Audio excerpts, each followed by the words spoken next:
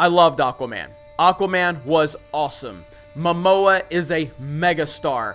The special effects were solid. The story was solid. Acting was as good as you can expect from a superhero movie. Supporting cast was good. It had a lot of heart. It had a lot of emotion. It had payoffs.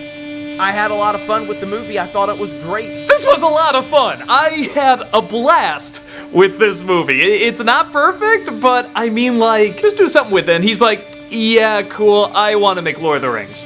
So that's what he did. And my God, it is non-stop, in-your-face action. Yeah, Jesus Christ. It is an epic spectacle. This knows how to have fun. They didn't screw it up. And pure enjoyment and fun that I couldn't help but smile through most of Aquaman. I think this is a really entertaining movie, and I am very surprised to say that. It's precisely because it's so damn zany, unafraid to embrace its comic bookiness, and is just plain out there that Aquaman is a blast. And that brings me to a point. This movie is really entertaining. A lot of fun, but it's also a lot. Just period. It's just a lot.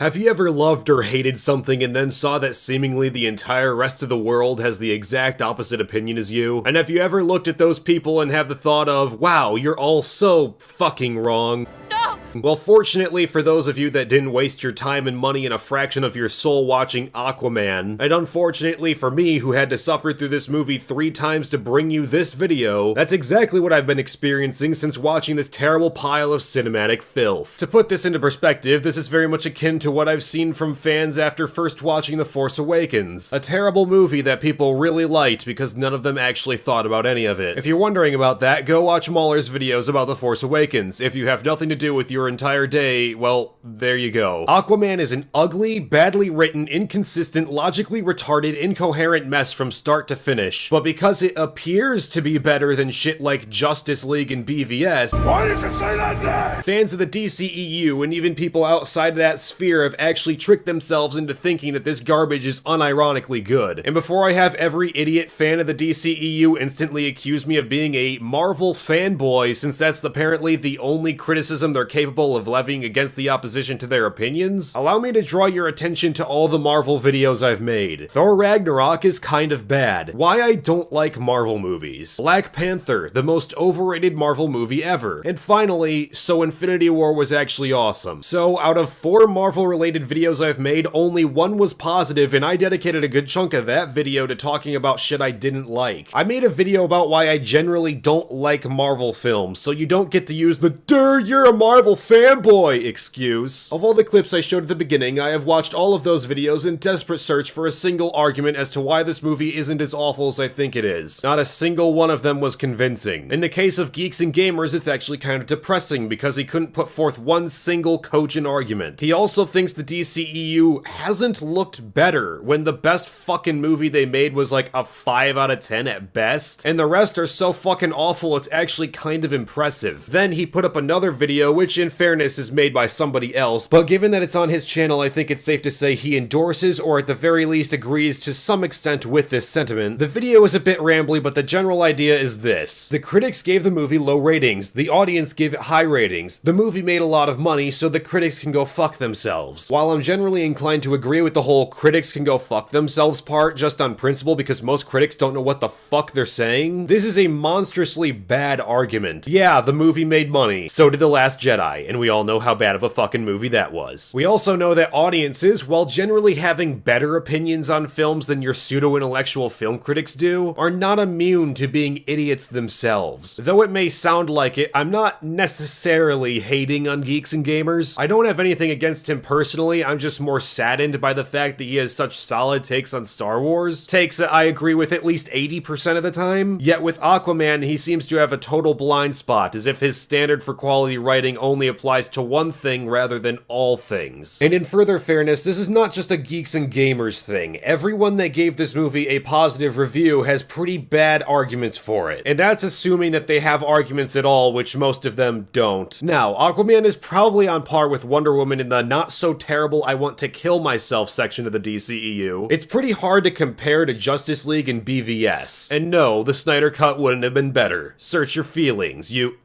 Actually, no, that's a bad argument. The only people that like these movies are going entirely based off of their feelings. Well, unfortunately for fans of this movie or the DCEU as a whole, I go by facts, and this is my judgment. Aquaman is one of the worst films to come out in 2018, which in fairness isn't actually a high bar since the vast majority of films to come out in 2018 have been nothing more than pure dog shit. I can count on one hand how many movies I actually enjoyed in 2018, 3 of which were Tommy Wiseau films. It's pretty sad. The movie begins quite abruptly in the midst of a rainstorm with Jason Momoa reading off a Jules Verne quote. You may know Jules Verne is the author of A Journey to the Center of the Earth. Keep this in mind, they rape Jules Verne in this movie. We zoom in on a very hunky fellow who happens to see a woman who washed up on the shore near his house. This woman has a wound in her side and isn't breathing, so he does the sensible thing and carries her up to his house and lays her on a table so he might be able to help. This is sadly the last time he makes a decision that makes any kind of logical sense. All the while, she's still tightly gripping her trident despite being unconscious and supposedly drowned. The power goes out almost immediately and she coughs up water. Keep this in mind, I'm not done with it yet. She panics and tries to assault him, then the power comes back and she throws her trident at the TV and kills it. After that, she passes back out. The next day, she wakes up and has a disturbing staring competition with the man's dog. Then she decides to eat his goldfish, to which he jokes that he was just going to make her eggs. I guess this is supposed to be funny because of the whole fish out of water scenario, which I'm sure the wording of that phrase alone is a big knee slapper for DCEU fans in the context of this piece of shit movie. If you haven't caught on yet, these are Aquaman's parents, and we'll be subjected to dealing with them for a big chunk of the film. We're meant to believe that they have a very beautiful, loving relationship that brings Aqua Buddy into the world. Allow me to destroy that for you. This woman says her name is Queen Atlanta from Atlantis. As you can see, the originality for the naming in this movie is through the fucking roof. He jokes that he's just some guy who keeps guard over the lighthouse. Now yes, I understand that she explains who she is and where she's from, but let's put this into the context of the real world, which she has just entered. Nobody believes in Atlantis at this point, much less in people who breathe underwater. This man both has no reason to believe anything she says is true or believe that she's even mentally stable. So, from the perspective of any normal person, he just found a mentally deranged woman who washed up on shore with a deadly wound and she's half drowned. She tries to kill him with a trident and the next day eats his goldfish. Afterward, she claims to be from an underwater kingdom called Atlantis and says that she can breathe underwater. And she was forced into a marriage that she's trying to escape from and got injured when the king's men tried to take her back. Given this ludicrous information, would you A, call the cops, B, take her to a hospital, or C, support her delusions, keep her isolated in your lighthouse, marry her, and impregnate her? If you chose C, then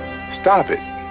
Get some help. This is actually slightly disturbing because for all he knows, she's just some crazy mental patient who has delusions about being an Atlantean. He takes advantage of those delusions and is like, well, she's hot, so... That's called love, you idiot. Also, fuck you for dragging Lovecraft's name through the mud with this awful movie. But despite that, wouldn't The Call of Cthulhu be a more apt story to put on display than the Dunwich horror? Not that it's a bad story, but I think Cthulhu would be a little bit more appropriate given the setting, but whatever. Anyway, they have a child and name it Arthur because of Hurricane Arthur. Atlanta points this out and the dad's like, nah, I meant King Arthur. What the fuck? No, you were clearly inspired by the hurricane. You reacted to the name Hurricane Arthur as soon as it was said on screen. Hurricane Arthur is due to make landfall sometime after 2 p.m. How about Arthur? After the hurricane? Did you really just pull the king thing out of your ass and expect everyone to roll with it? And Jesus, how bad of a reason for naming your kid is that? Yes, let's name our poor innocent child after a destructive natural disaster. Setting aside how strange it is that you didn't name your kid immediately after birth like, well, everyone else. That would be like naming a kid born in Colorado Columbine. What? I was talking about the flower. What were you thinking, you sick fucks? So one day, when little Arthur is like 3 years old, the house just randomly explodes. Twice! Keep this in mind, this happens like multiple times and it never stops being funny. In fact, we're gonna play a little game. Count all the random explosions. So some evil royal Power Rangers come to take Atlanta back to Atlantis. Why did it take them several years to do this? I have absolutely no idea. What if this wasn't the right place? How did you figure out that this was the right place? The movie makes no attempt to explain it whatsoever. So in a ridiculous, overly sped up action scene, Atlanta kills all the Power Rangers, but then she has to go away forever or they'll find Arthur. Pretty sure they were already aware of his existence at that point, and they're definitely aware of it later in the film. So I'm not really sure why it's relevant that she needs to protect him by leaving forever if they already know about him anyway. If it's about contesting the throne, then why not just kill him now when nobody can defend him? If it's not, then why bother worrying about it unless a certain special someone just happens to do something evil that prompts Arthur into doing something the rest of Atlantis doesn't like? Like, say, overthrowing the ruling class and becoming the new king. that would never happen. Anyway, we flash forward a few years and Arthur goes to an aquarium with his school. He starts randomly talking to the fish for no reason, and some bullies are like, "Hey Arthur, you done being a fucking faggot yet?" This pisses off the fish for some reason, and a shark starts bashing its face against the glass. Now, something about this seemed very much off to me. I will admit, I am no expert on sharks, and I could totally be wrong about this, but this looks a lot like a great white shark. The only thing that puts it off a bit is that there's a second pretty large dorsal fin near the end of its tail, which I could find no images of in relation to great white sharks. Yet of every shark I could find that's actually in aquariums, none of them looked like this. This just looks like a CGI great white shark, but with a significantly larger second dorsal fin. Now, anyone who has ever been to an aquarium has probably asked the question of, why are there no great white sharks here? That would be because when put in captivity, great white sharks go through a depression stage and start cutting themselves.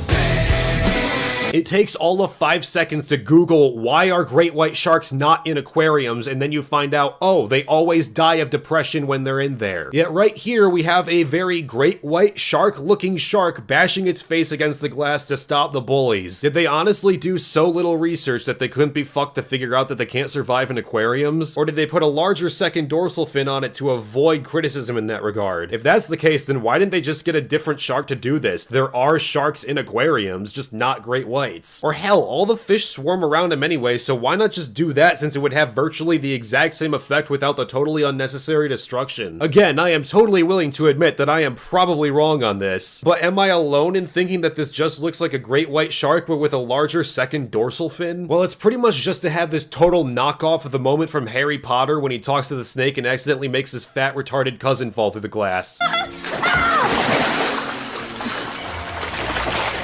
Only for some totally inexplicable reason, he raises his hand and makes the water vibrate and indicates he can talk to the fish. How did he figure out he can do this? I have no goddamn clue, and the movie never explains it. In fact, he's the only Atlantean who can talk to fish. Why? Well, the movie doesn't explain it at all. Then he turns around and dramatically opens his eyes and they're yellow now. Why? Who the hell knows? The movie sure as shit doesn't. Keep this in mind, I'm not done with it yet. Well, with that fever dream of a prologue finally over, we flash forward to the present day where we see a gun waving randomly and then we see a bunch of dead dudes on a submarine. Turns out that the African mafia or something just managed to steal a high-tech experimental water shuttle thingy that the movie kind of gives a hand-wave explanation for. Why are these random black men just hijacking a submarine? No idea, they just are. This may seem like a strange thing to harp on, but this is literally discussing one of the main recurring villains' motivations and backstory here. If I can't even figure out what they're doing and why, then how am I supposed to care about him? What's the point of taking this sub? What's the goal here? Why do they seem so angry at the captain just before impaling him as though there's some implied history here that we never get any information on? So the dad gives his son his grandpa's knife because he did such a fucking knockout great job murdering and stealing from perfectly innocent people. And then he goes into the backstory of this knife and says that his grandpa was so good at stabbing a bitch that people started calling him Manta. Keep that in mind, I'm not done with it yet. Then Aquaman shows up and punches the submarine and we have this beautiful little line. Just hit something. No. Something hit us. How would you even know that? You're in a hallway with no windows. You just mow down half the sub's crew for no reason and then stab the captain with a stupid X-Men Origins Wolverine Deadpool blade thing.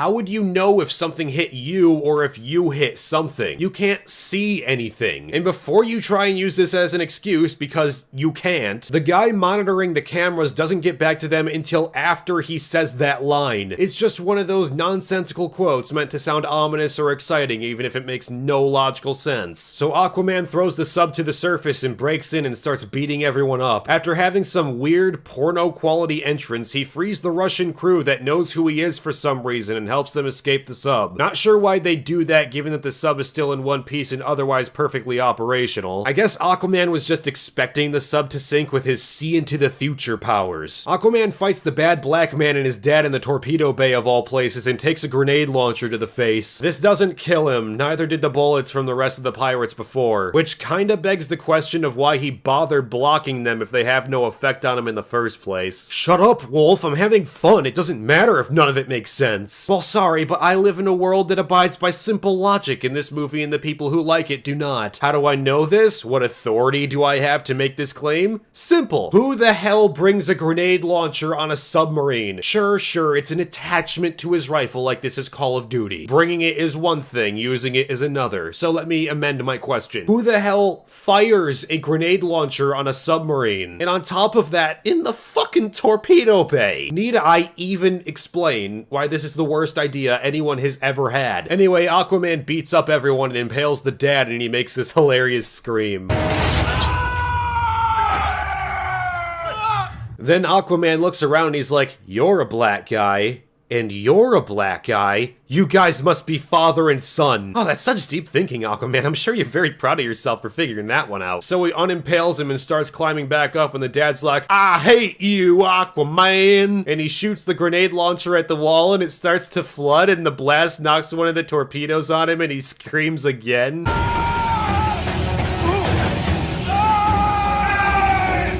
God, this movie's funny. So the young black man asks Aquaman for help, and Aquaman's like, why the fuck would I do that? And he leaves, like anyone else would. Then the dad tells his son to leave because he's gotta kill Aquaman. And then he holds up some random detonator and starts the countdown. So the son runs away and the dad blows himself up. So again, I'm forced to ask, what the fuck is happening here? This detonator and whatever it was linked to was never mentioned or alluded to since the scene began. Were you trying to blow up the sub? If so, why? Also, if so, why would you bother going in the sub when you can just put the fucking C4 on the outside, swim away, and then blow it up that way? And there you go, you don't even have to waste bullets or men. And if that wasn't what you were doing, then why do you have the detonator? What's the detonator linked to? Is it C4? Because I've scrutinized the hell out of this guy and saw no C4 on him. Was he wearing an explosive vest? If so, why? If not, then what the fuck was it connected to? Was the detonator an explosive itself? If so, what's the point of that? Seems really impractical to me. And as if it wasn't already obvious enough, you just lit off a sizable explosion in a torpedo bay. Half the submarine should have been obliterated by now, most definitely killing your son, but instead it just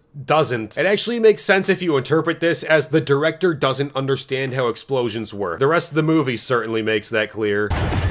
Anyway, Aquaman drags the Russians back home and then he meets his dad in Maine. They go to a bar and get hammered and the dad asks if he needs a sippy cup. I'm not really sure why. Then a bunch of evil bikers want to beat him up, but not really. One dude just has a pink cell phone and wants some selfies. Is the joke here that he's a faggot? Because otherwise I don't get it, and the sippy cup thing makes even less sense. Next we go somewhere in the Atlantic Ocean. No, really, the movie actually says that verbatim. You can tell because it's listed under the Chinese text from the theater that I totally went to see this at. You know that thing that CinemaSins does where he criticizes every movie for having text explaining where the scene is at? Well, he's gonna have a fucking field day with this one. I'm not exaggerating when I say that almost every single scene in the entire movie comes with a title card telling you where the characters are at. There's one point where the title cards are only minutes apart from one another. So he goes to a secret underwater palace where we meet the main bad guy, a very Aryan man who believes in Atlantean supremacy, tight border control, and wants the illegal aliens to fuck off. A true fish boy hero. So the viewer starts giving us exposition about how he wants to make Atlantis great again. Hey, the acronym still works, what do you know? There's some environmentalist message going on that the movie kind of forgets about, but is basically the crux of this guy's feud with the surface. Basically, because we treat the oceans like shit, he wants to go to war. But to go to war, he needs the help of the mermaids and the crabs, and only under their consent can he be given the title of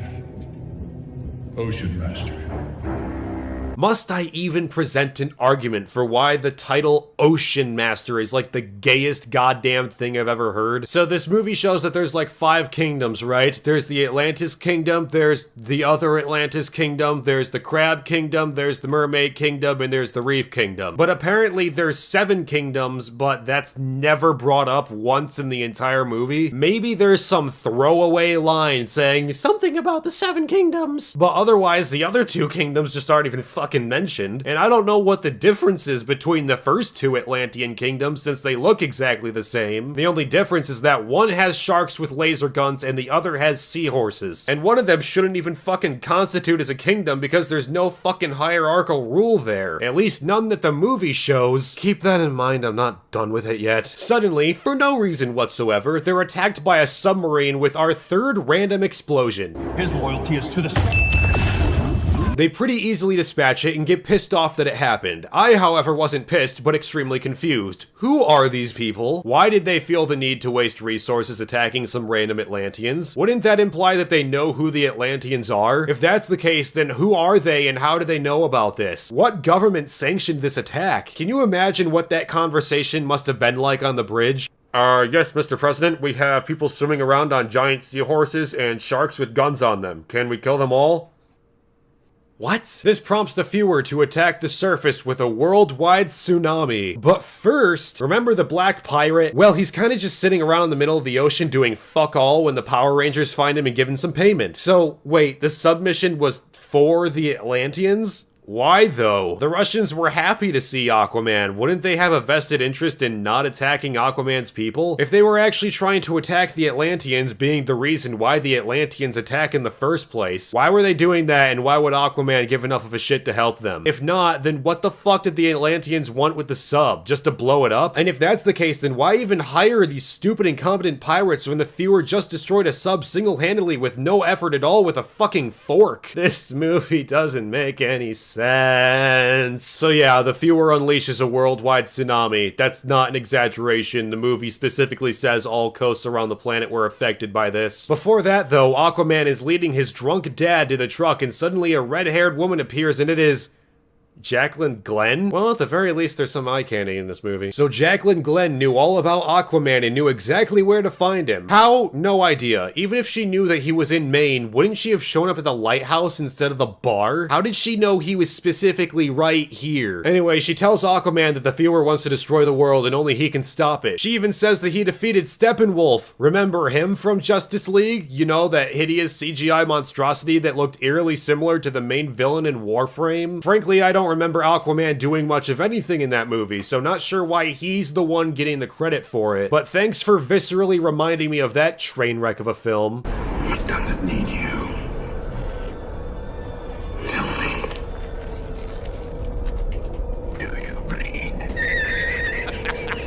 Despite this supposed feat, Aquaman, being the superhero he is, says, "Nah, bro," and he leaves. Yes, I totally root for this character. On the way back home, the tsunami strikes in the most bizarrely executed disaster scene I have ever witnessed. There's no sound effects for a good chunk of this until it hits their car, just this weird dreamlike music where the friend I was sitting next to in the theater literally turned to me and asked verbatim if this was a dream sequence. I can't believe I have to unironically refer to Roland Emmerich of all people, but seriously, as bad as his movies are, he can at least show things getting destroyed in an entertaining way. This is just weird. So the tsunami hits them and Jacqueline Glenn saves Aquaman's dad by sucking the water out of him. The next day, the news reports on it and some random Asian guy's like, "It's Atlantis!" And apparently this is just something he regularly does, because the other news anchors call him out on his conspiracy theory. He even cites that Aquaman is among us and he's an Atlantean. How the fuck does this one dude know about this exactly? Why is he the only one aside from the fucking Russians that know about this? It's not like he's made any attempt to remain discreet since he was first introduced. Batman found him easily enough and he was just fucking around in some random village in the middle of nowhere. What is happening in this awful fucking movie? So naturally, because his dad almost died, now Aquaman's got some personal vendetta trying desperately to disguise itself as the morally righteous thing to do for the greater good. Aquaman thus agrees to overthrow the underwater Reich. So he and Jacqueline Glenn climb atop a really tall cliff to jump off into the ocean. Why did they climb up this really tall cliff? You already established in the tsunami scene and the sub scene that Aquaman can swim super duper fast? Wouldn't it have been more efficient to just wait out by the shore and super speed to the crate? Nah, we just need the totally unnecessary spectacle. And really fucking weirdly, this turns into an out of nowhere training segment where Willem Dafoe shows up. Setting aside how utterly convenient it is that he just happened to train right here at this exact place in the exact same position. You know how Spider-Man Homecoming did the Spider-Man story without doing the backstory we've all seen numerous times already? Regardless of what you think of that film, that's how this should have gone. Yes, most people don't know and don't give half of a shit about Aquaman's backstory, but it is totally unnecessary to have these random bullshit training segments. This isn't an origin story, this is after Justice League. I know the DCEU is pretty much fucking cancer because it tried to replicate the MCU without understanding a lick of what makes the MCU successful in the fucking first place, but this is just pathetic. We don't need training segments for an already established character. This is padding. So they jump off the cliff and start to super speed through the water. How does Aquaman know how to do this? The movie doesn't explain, he just sees someone else do it and assumes he can do it too. It would be like if Luke saw Obi-Wan do the mind trick and then with no training or explanation at all did the same exact thing and it happened to work perfectly fine. It's not like Willem Dafoe actually explained how they do the super speedy thing. Willem even starts talking underwater and Aqua Kid is like, "Whoa, you can talk underwater! Hey, I can talk underwater too!" I'm not kidding, that is the exact quote. Wait, you can talk underwater? Hey, I can talk underwater too! Does this even bear explanation for why this is so poorly executed? Anyway, it also shows that his eyes get brighter in dark places. Still doesn't explain why his eyes are naturally gold and nobody else has that, nor from why they changed from brown to gold anyway. And even his fucking parents don't have eyes anywhere close to that. But who cares, it looks cool. Shut up, Wolf, I'm having fun. Don't you like having fun? So Aquaman and Jacqueline Glenn jump off the cliff and go to her hidden ship. She also remarks that Aquaman smells bad and he smells himself and agrees.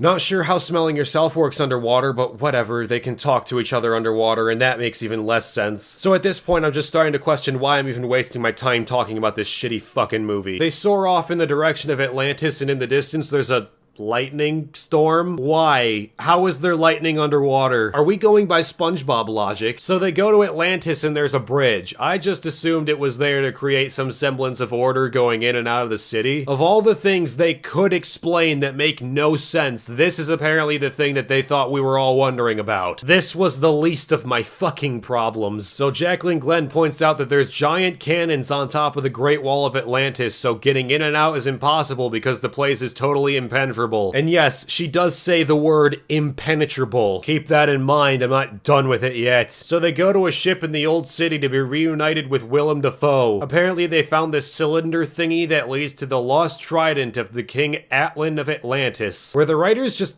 fucking retarded? You couldn't think of one better name? Also, why is Atlan the old king from like 1,000 years ago, but Atlanta was the most recent queen from like 20 years ago? Is the naming just so bad that they couldn't say Atlanta the 3 trillionth or whatever? In another brilliant display of exposition, we get the history of Atlantis. Apparently, it was so high-tech that it was pretty much better than we are now, back when everyone else thought the Earth was flat. Ha! Joke's on you! People still do think the Earth is flat.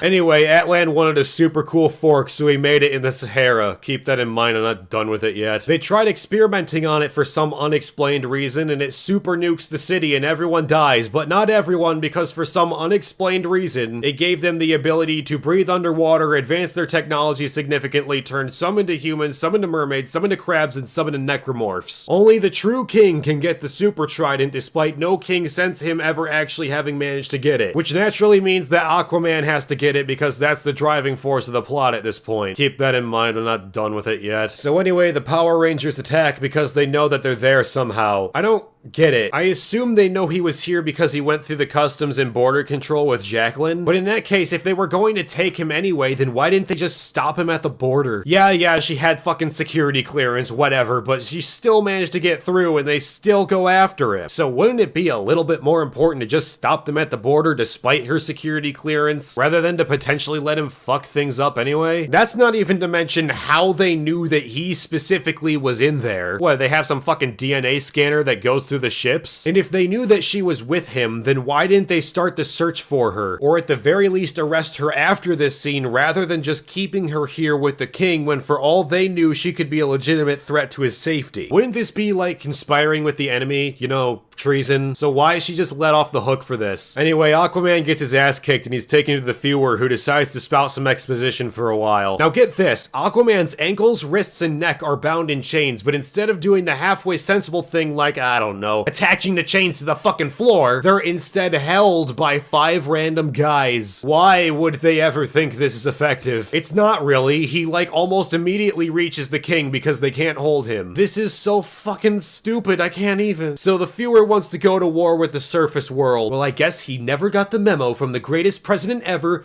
George W. Bush. I know the human being and fish can coexist peacefully. Let me remind you, the only Atlanteans who can breathe air are people of royal blood, meaning like 30 people max. Keep that in mind, I'm not done with it yet. Aquaman obviously doesn't like the idea, so he challenges the viewer to a duel. In the armory, Willem Dafoe tells Aquaman he's a retard because he can't possibly win this fight. Given that there's still 2 hours left, anyone that thought this fight would result in a win is a fucking idiot. This results in yet another random training segment where this Taylor Lautner looking motherfucker trains with a trident. He's defeated when Willem Dafoe does this spinning shield thingy and says that he won't teach it to Aquaman until he's mastered the trident. Keep that in mind. I'm not done with it yet. So this results in Aquaman asking about his mom and why he can't see her because he thinks that she doesn't love him. Turns out that she got fucked, had a baby, that baby turned into the viewer, and then she was thrown into the trench, which is where all the necromorphs are. So she did. Keep that in mind, I'm not done with it yet. Also, never cast this Taylor Lautner faggot ever again because good God can he not act to save his life. It almost makes me respect Ray.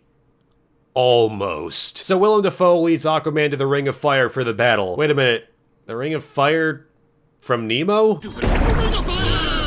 And there it is revealed that Jacqueline Glenn is actually in an arranged marriage with the viewer. So wait a minute, unnaturally red hair, artificially large tits, weird fashion sense, Data the douchebag? Holy shit, this is Jacqueline Glenn. For the battle, the viewer gives her a $20 pearl bracelet that looks super low quality, and I guess that's meant to impress her. But honestly, I'm more impressed by the fact that someone thought this fucking jellyfish dress was a good idea. So the viewer swims up and we find out that he really likes to scream.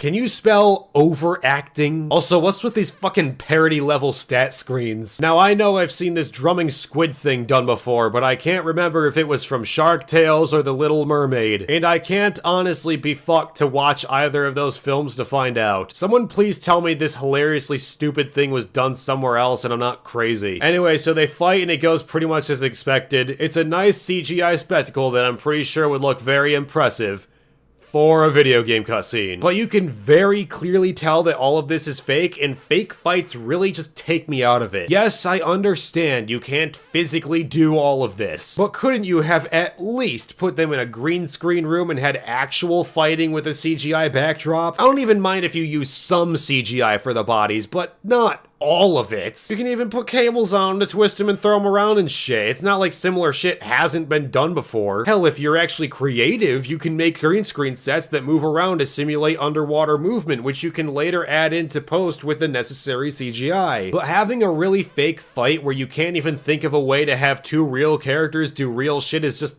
fucking lame. Remember in The Lord of the Rings how they made sets with different levels and used creative camera angles to simulate the size difference between the hobbits, dwarves, elves, humans, and wizards? Remember the good old days when people actually gave a shit? Then we get this dramatic Willem Dafoe line about how this isn't a competition, it's an execution. As if fucking anybody thought otherwise. Anyway, the king obviously wins and then he does his weird screaming thing again.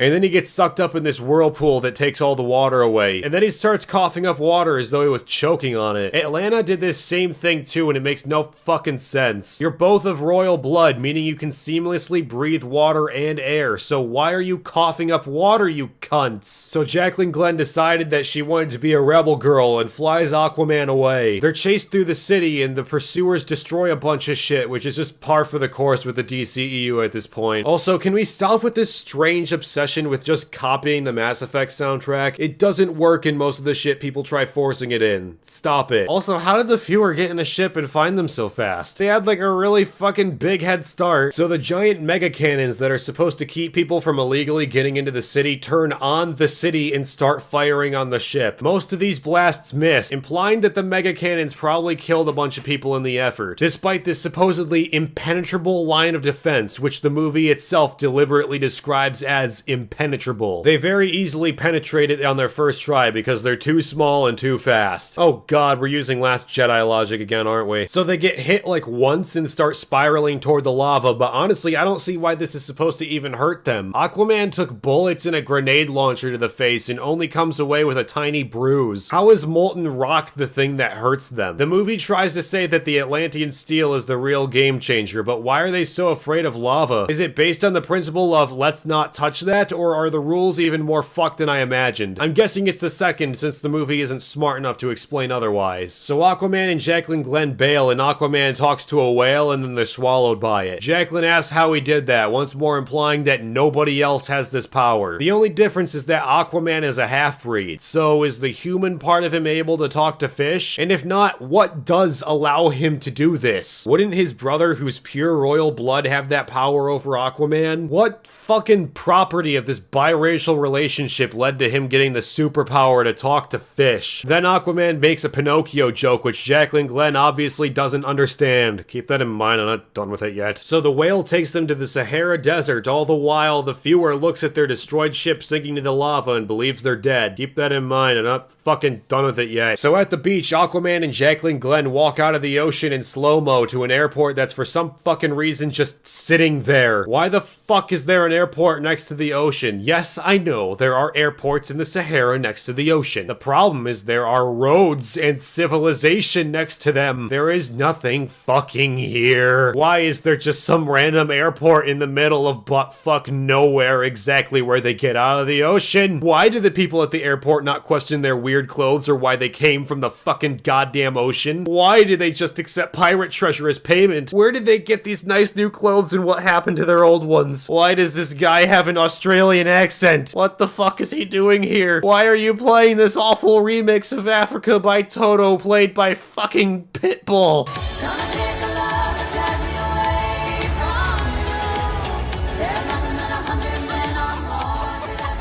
What the fuck is happening in this stupid piece of shit movie? So back on the Atlantean mothership, Draco Malfoy or whoever the fuck this is finds Jacqueline Glenn by her transponder signal. Not sure why they even bothered looking for it in the first place when for all they knew the two were already fucking dead, but whatever. Just shut off your brain, it helps in enjoying shitty movies. So we flash back to Mr. Black Guy who's on a lonely desert island in the middle of nowhere. Why is the rum gone?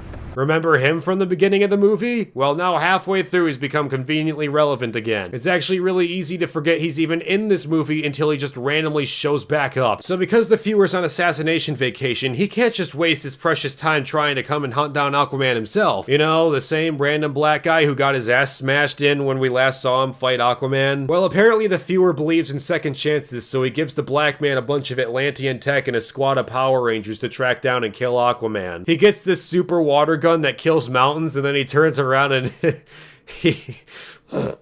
what the fuck is this face? What does this say? What does this mean? So then he goes back to his ship and then he starts to reverse engineer the Atlantean tech and hold up, stop everything.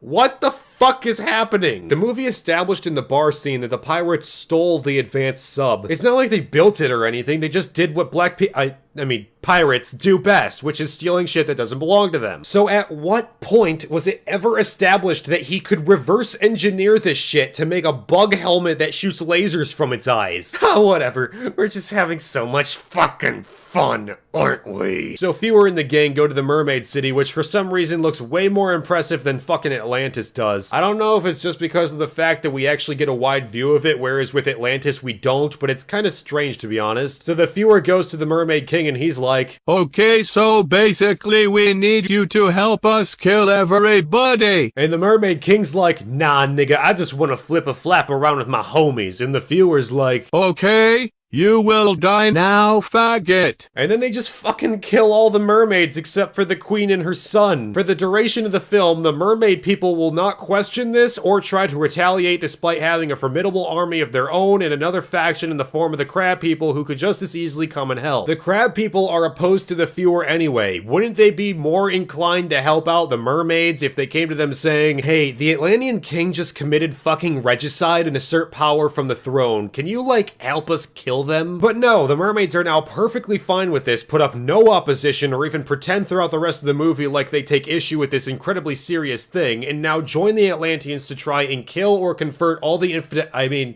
crab people. Okay, sorry, but what the fuck? Where do I even begin trying to deconstruct why this is stupid beyond measure? Okay, so the movie makes it super fucking clear that Atlantis was incredibly advanced millennia before the rest of the world exited the fucking Stone Age or whatever. Even after an apocalyptic event that makes no goddamn sense, they managed to evolve drastically and develop underwater technology that rivals the shit we see in Star Wars. But because one random sub that was never explained and is never brought up again shot a torpedo at some Atlanteans, the Fewer is now hellbent on going to war with the surface. Without the consent of the other races, he unleashes a global tsunami that wreaks unparalleled havoc on the rest of the earth, and that was just a warning. So if Atlantis is supposed to be the biggest of the three races' homes, their technology is out of this world, and one guy was able to decimate the coast of every continent on Earth, then why the fuck do they even need the help of the mermaids and the fish people? I'm not even sure what their motivations are. You talk to the mermaids for all of 30 seconds before deciding to kill them and usurp the throne. The mermaids and subsequently the crab people are entirely opposed to your rule from the get-go. When you chained up Aquaman, you gave all your reasons for hating Earth outside of that random spur-of-the-moment attack. So why do the other races not agree with those other reasons? Wouldn't the actions of the humans affect them just as much? Especially in relation to like, well, most of the population since they can't breathe air at all. You see, contrary to the opinions of at least some of my peers, I actually don't mind politics being in movies, at least to some degree. Obviously, I'm against the whole anti-capitalist, feminist, politically correct bullshit festering throughout the entire product that is The Last Jedi and other films of its ilk. However, when we're discussing something as important as a war, politics and religion is a necessity. War is always inherently political or religiously motivated both in history and in fiction. What spurred wars in our own ancient history? Sometimes it was just something simple like a dispute over land. Sometimes it was largely motivated by religious dogma as we saw in the Crusades. Hell, even the Lord of the Rings' war was technically politically motivated. Sauron was a tyrannical dark lord that wanted to enslave or destroy all of Middle-earth, effectively wiping out the realm of elves, dwarves, and men. It may not have the politics of Republicans or Democrats, but that is still a political move nonetheless. And Aquaman perfectly fucking illustrates why politics are, in some rare cases, actually necessary. Because without them, this entire scenario doesn't make any fucking sense. It's not like the Fewer brought the entire Atlantean army to the Mermaid City, or at least the movie didn't show that. If he did, that's just a whole new level of idiotic and would make even less sense, given that it would look pretty damn threatening if the whole army showed up at the mermaid's doorstep. But we'll go under the impression he didn't, in which case it was only that huge ship and we'll give it a few escorts just for good measure. After assassinating the king right in front of the mermaid royalty who are very much still alive, why the hell didn't they immediately order a counterattack on the Fewer ship at the very least? And if it was too risky, then why not send someone to the Crablands asking for help? Clearly neither of them like the Atlanteans, and given how vehemently the crab people are opposed to them, wouldn't they be inclined to help the mermaids just because the Fewer has committed such a heinous war crime? For that matter, how is this murder even possible? Who the hell would just let the king and his men in with weapons? And why are the mermaids so fucking incompetent that their security can't even protect the king in his fucking throne room? And once again, what are the political motivations to the crab people and mermaids for rejecting the request to overthrow the earth? Why do the problems that the Fewer brings up not seem to affect them? And if they do, then Why do they ignore them? The best excuse we get is that the mermaids just want to teach the humans, which they made no attempt to do, and the crab people won't join them because...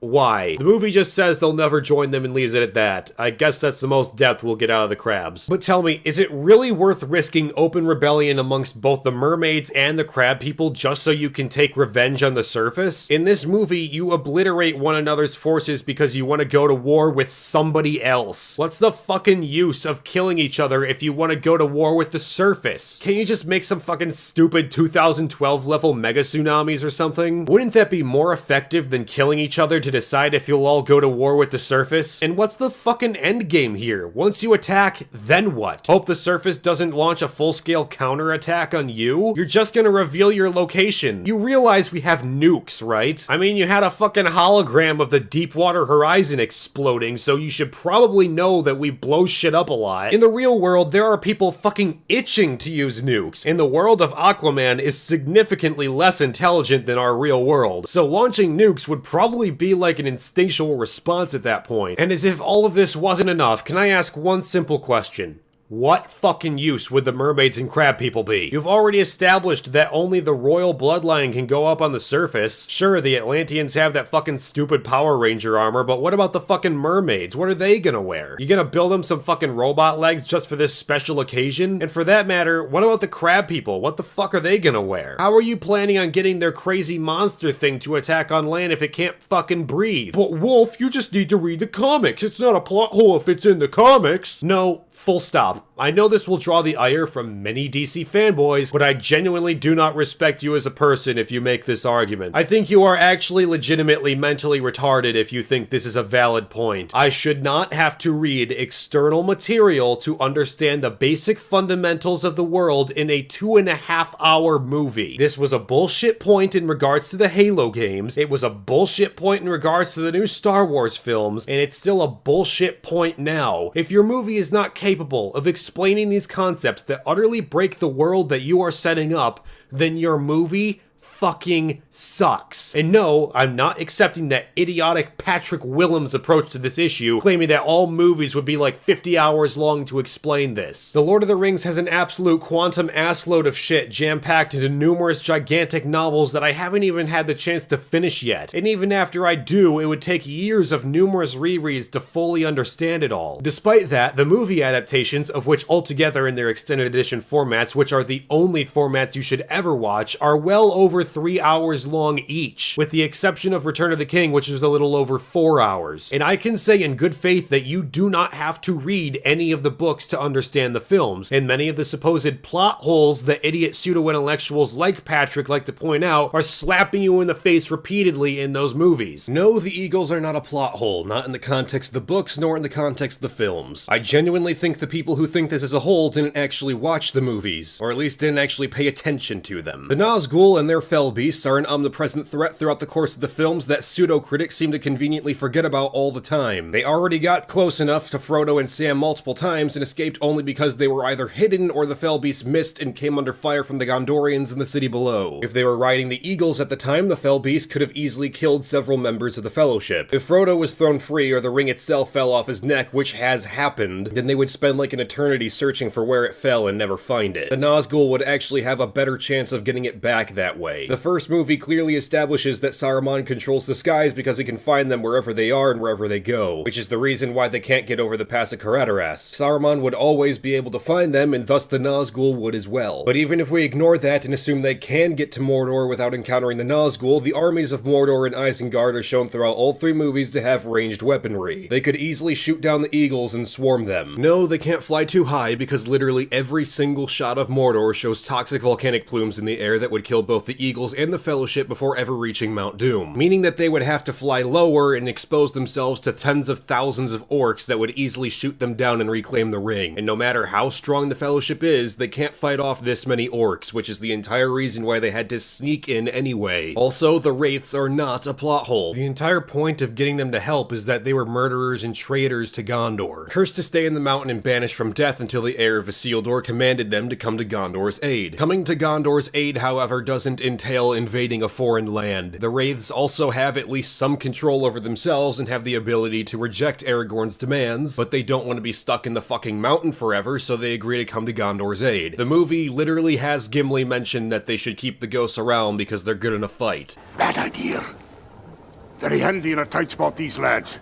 Despite the fact they're dead. But they'd already sworn to come to Gondor's aid to keep it from destruction. The movie tells you that. If Aragorn made them stay, that would be a betrayal to his character. Aragorn would never go back on an oath he'd already sworn. Not to mention, since the Wraiths still have the ability to do what they want, if Aragorn told them to stay, they could just as easily try to kill him for breaking his oath, and that would fuck up everything. These are concepts from the movies. There's even more reasons in the books. But since these are the films we're discussing, I'm using the context from them and not going the Aquaman route of saying, well, it's accurate to the comics, so yeah, I don't care. I care if it's in the movie. The Lord of the Rings adequately explains why these two plot holes are not actually plot holes. Aquaman, however, doesn't get this card, whereas the Lord of the Rings either naturally explains how the world works through important dialogue, or gives you more than enough visual cues throughout the near 12-hour experience to infer why they can or cannot do something. Aquaman doesn't explain the vast majority of its important concepts through dialogue or inference. It takes the time to tell us why there's a bridge and why there's cannons on the wall. The cannons don't need an explanation, it's clearly for protection against invaders. The bridge might be silly, but it's not an issue. Neither of those things warranted explanation. How certain characters survived otherwise unsurvivable circumstances, how Aquaman uses his talking to fish powers and why nobody else has that but him, who the pirates are, why they were attacking the sub, and why they were working with the Atlanteans, and everything else I have mentioned and will mention about the rest of this video are not explained in the context of the film, nor can they be inferred by anything shown in the visuals or dialogue. Saying it's not a plot hole in the source material is not an argument. If we were discussing the comics, I would concede those points, but we're not. It's an unreasonable expectation that everyone who sees this movie, or any movie for that matter, has to read all of the source material and know all of the lore going in. This is a movie adaptation designed to introduce mass audiences to a character we don't otherwise know, and to tell a story that hasn't otherwise been told in this format. I would never expect people who haven't read the Dark Tower books to have read them prior to seeing the movie. That movie's an abomination already, but it tries to jam-pack 8 books into an hour and a half while retconning most of it and changing the rest. But in a perfect world where the movie was good, I would still criticize it for not adequately explaining concepts from the books. Even if I personally understand it since I've read all of them, it would be unfair to the masses to be forced to read all of them to understand it in a different medium. Likewise, I shouldn't have to be expected to watch a bunch of shitty short films, read awful comics, and read inconsistent novels written by a couple good writers and another host of really bad ones to understand what the fuck is happening in Halo 5. If you can't convey this to the audience, then you're a bad writer. Maybe if you wasted less time on a romance that's totally unconvincing, training segments that offer nothing, and assaulting the eyes with over-the-top spectacle that adds nothing to the plot, you could have adequately explained the important issues this movie presents. I am perfectly willing to give the comics the benefit of the doubt and assume that they explain all of this, but that doesn't translate to the movie. I've seen this film called consistent numerous times, but the only thing it manages to remain consistent on is how monstrously inconsistent it is. It wastes time on boring shit that can be easily taken out and not have changed a thing. It gives the viewer exposition on meaningless aspects to the world, but doesn't explain even a fraction of the things that really matter. We're just expected to accept that Aquaman could talk to fish because he did one time when he was 5 for no reason. Yeah, I guess the movie is consistently retarded, but since it made money and doesn't have feminism, it must be good. Oh right, got it. That's totally a good argument. This movie's totally not a useless piece of dog shit. So, TLDW, this is just a long way of saying that if you're adapting an intellectual license to film, it is your responsibility to accurately and cogently convey these concepts to the audience. It is your responsibility to ensure that your stories are airtight and devoid of plot holes and logical inconsistencies. If you cannot do that, then you are not a good fucking writer. The movie makes no attempt whatsoever to explain why the Atlanteans required the assistance of the mermaids and the crab people. The movie makes no legitimate attempt to explain why they aren't affected by the same issues as the Atlanteans and why they don't want to help go to war with the surface beyond that the crabs don't want to and the mermaids are pussies. The movie makes no attempt whatsoever to explain what the fucking plan would be if they agreed to go to war anyway. In a perfect world, let's assume no conflict arose between these factions and they all banded together immediately to fight what they deemed to be a threat that endangered all of them. A threat which, by the way, seems to not affect any of them them throughout the course of this movie and only appears for 27 seconds in the form of a random goddamn submarine. Purely for the sake of argument, let's just say they all immediately banded together, no questions asked. What then? How are they going to get to the surface if the vast majority of them have no means with which to do so? How are they going to wage a consistent ongoing war against the surface if only like 30 of them can even fucking breathe air? For the sake of argument, let's just assume the mermaids and crab people really can get their hands on some flashy Power Ranger suits that would fit them just fine. How long are those suits going to last though? The further inland you go, the less large bodies of water you're going to see. And of those large bodies of water, next to none of them are salt water. Eventually, those suits are probably going to need some maintenance repairs or refills on water, much like how we need to refill air on scuba gear. I mean, I know it works for the Atlanteans for some reason when what's-his-fuck shoves his head in a toilet later, but what about the crabs and the mermaids? In fact,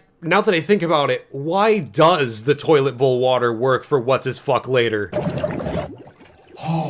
Jesus Christ, none of this makes any sense! This scenario is based on a farce concocted by stupid people to create fake drama so a bunch of idiots would think this is a good movie.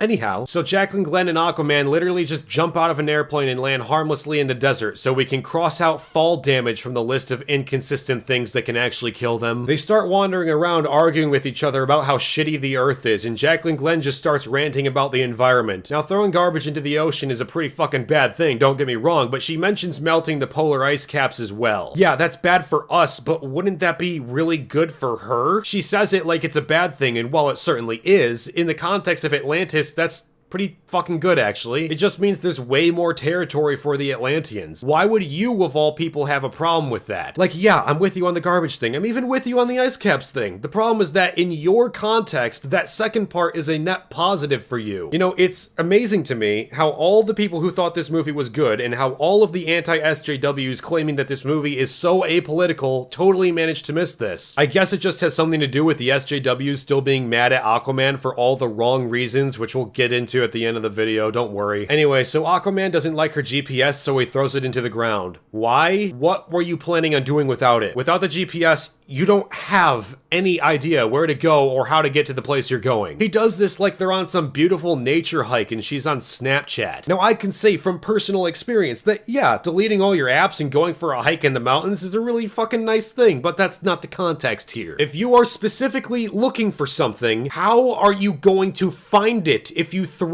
the GPS away, you stupid fuck? Well, the place he threw the GPS just happened to be exactly where they needed to go, and they go down a very convenient bone slide into the kingdom where Atlan's trident was made. Sadly, they can't get the thingy to work because there's no water, and Aquaman remarks that it was built before the Sahara was a desert. Once again, this is retarded. A 3-second Google search literally brings up that the Sahara has been a desert for 7 million fucking years. So are you really trying to tell me that Atlan's trident was made before modern humans ever came to be? A rough estimate says that between 5 and 7 million years ago, the first human ancestors began to appear.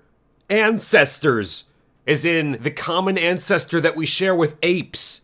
As in, not fucking human. But no, please, do keep trying to grasp at straws telling me how this isn't a terrible fucking dog shit movie. Oh, yeah, and this is all underground, so where's the fucking light coming from? That winding slide thing should not be able to cast this much illumination. Oh, and Jacqueline Glenn remarks, oh wow, this is real, when she was the one trying to convince Aquaman of that earlier in the film, but now they've suddenly flipped, so he can smile knowingly at her for no reason. In order to power the machine thingy, Jacqueline Glenn takes some water from Aquaman's forehead, and apparently one drop powers all the ancient rusted shit that's breaking down and been buried under a desert for supposedly 7 million years. Need I even explain? If that were the case, this place wouldn't even fucking exist anymore. This entire game of Find the Trident is broken because one goddamn line manages to shatter the logic that holds this flimsy goddamn movie together. Anyway, everything of course starts working and we get an exposition hologram of King Atlan, who just appears to give us a riddle that tells us exactly what to do. I'm glad that he thought ahead to do that. That's definitely not convenient at all. Then they're spooked by a bottle appearing and they touch fingers. Remember this, it's important. I'll fucking come back to it. So anyway, they go to Sicily, Italy. Movie, you do realize that Sicily is an island, right? Like a really, really big island with a ton of places on that island. What specific part of Sicily are they at? This is the thing.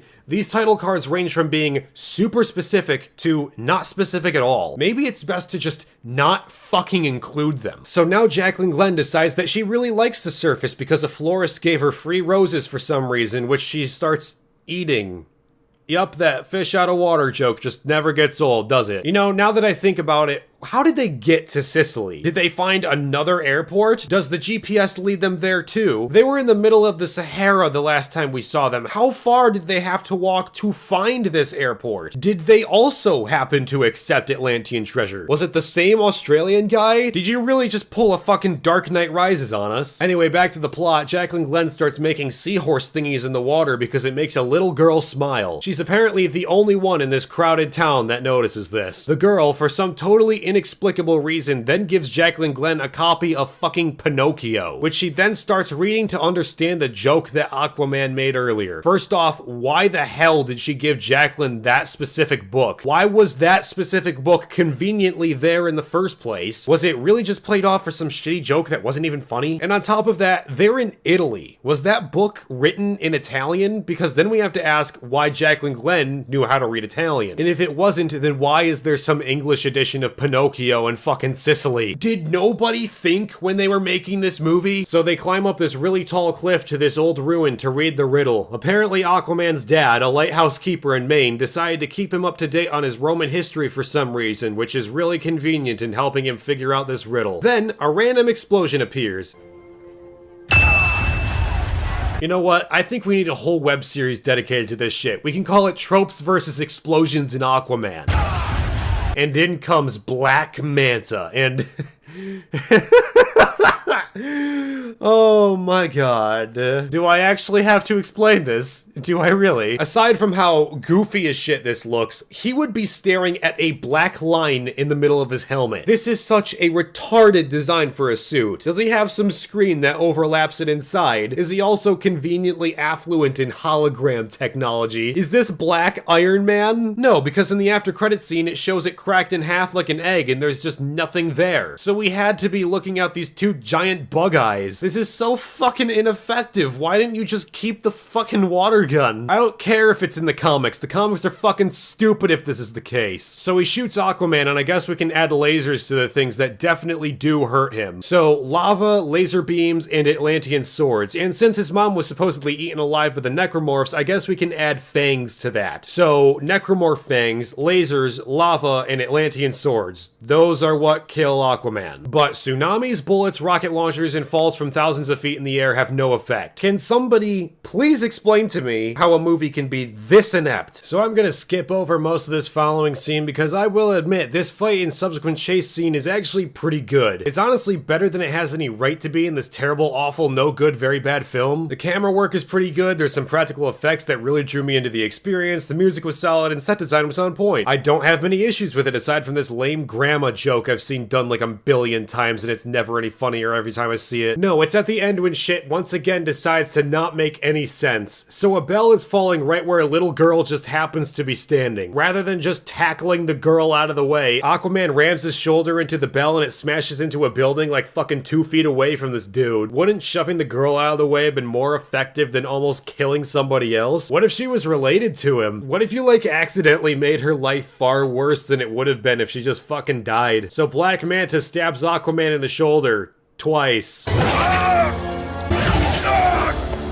I guess he can only hit that one very specific spot that doesn't kill him and is easily negated for the rest of the film. He beats him away temporarily and then Aquaman finds this random guy screaming in pain because half a building fell on him. He lifts it up and this motherfucker just goes prancing away like none of this even fucking happened. What the fuck? He was like screaming in pain and shit and couldn't get out. With the weight of the wall and the force of it falling on him, his legs should have been fucking mush or at the very least broken to a point he can't move. But no, I guess the wall just gently laid on top of him and kept him stuck there. And to go off that, what fucking position was this dude in that he managed to get stuck here? Was he just sitting with his legs out waiting for it to happen? Because if he was running away, then that shit should have hit him in the head and flattened him. This makes no sense. What the fuck is happening? Anyway, let's just get this over with, Aquaman throws some balls. They tangle around Black Manta's neck and he shoots the balls and the balls blow him up and he smashes numerous times down the mountainside. Spoiler, he doesn't die even though he should, which is just fucking dumb. Keep that in mind, I'm not done with it yet. Later that afternoon, Aquaman wakes up on a boat that Jacqueline Glenn stole. His laser and stab wounds are magically healed by seaweed. I'm glad to know that this movie also has its own version of Black Panther's stupid magical ball thing. Aquaman then starts lamenting about not saving Black Manta's dad when he had the chance. You see, this is a thing. The movie tries to pretend it did the same thing as The Incredibles when Mr. Incredible's biggest fan turned evil because he was spurned by his hero. The problem is, it made sense in the context of The Incredibles. Was it a little crazy? Sure. Pushing it? I can get behind that. But at least there was a legitimate, understandable reason and motivation behind this character turning evil that I can get behind. Regardless of how nuts the movie gets toward the end when we're forced to wonder how the fuck Syndrome organized all this shit realistically. The problem here is not only does Black Manta's involvement with the Fewer make no logical sense and has no explanation behind it, but his motivations are totally fucked. Yeah, Aquaman let your dad die, but your dad shot him with a grenade launcher. He tried to shoot him with a grenade launcher a second time as well. You saw him do both of those things. Why in the fuck would anybody give enough of a shit to save you after doing that? Yeah, Aquaman's a superhero, and a superhero is supposed to do what's right. Not that he gave much of a shit in Justice League, and not like this movie tries to make it seem like he gives a shit here either, but I get that. The problem is, I don't care what a superhero is. I wouldn't expect anyone to save this piece of shit. Even Jesus would look at this guy and be like, dude, what the fuck? I mean, who the fuck even cares? You tried to kill him and the only reason he didn't die is because Aquaman's weaknesses are the most inconsistent goddamn thing ever. I can't empathize with this character like this movie clearly wants me to when he's such a cut and dry bad guy. He doesn't have any legitimate motivation for wanting to kill Aquaman beyond, he didn't save my murderous pirate dad. Oh boy, that's some crazy good writing there. Maybe if you two didn't try to, I don't know, fucking kill him, maybe I could get behind this. But this is awful writing. These motivations don't line up. Aquaman shouldn't even have to feel remorse because these are so obviously bad fucking people. You both murdered dozens of innocent Russians on a sub for fucking nothing. Or at least the movie can't be fucked to tell us what that something is. Anyway, they go to the trench and fight off the necromorphs, which are afraid of light. Aquaman is the one that knows this for some reason despite having no reason to. Wouldn't Jacqueline Glenn be more aware of this than he is? So they jump down into the ocean, and I'll admit, these are some pretty cool shots. We're then told that we've entered the kingdom of the trench. I'm not sure that this constitutes as much of a kingdom as it is a hive, but whatever. Speaking of which, can I ask a question? The origin story of Atlantis already makes fuck all sense, but why did some people turn into crabs, necromorphs, and mermaids, but the main Atlanteans are just normal? Why did some people evolve and others devolved? Why are only the human Atlanteans considered to have evolved while the mermaids and crab people still have lasers and shit too? Potential future writers out there, please pay attention to this shit. If you're creating a world, particularly in the realm of fantasy or science fiction,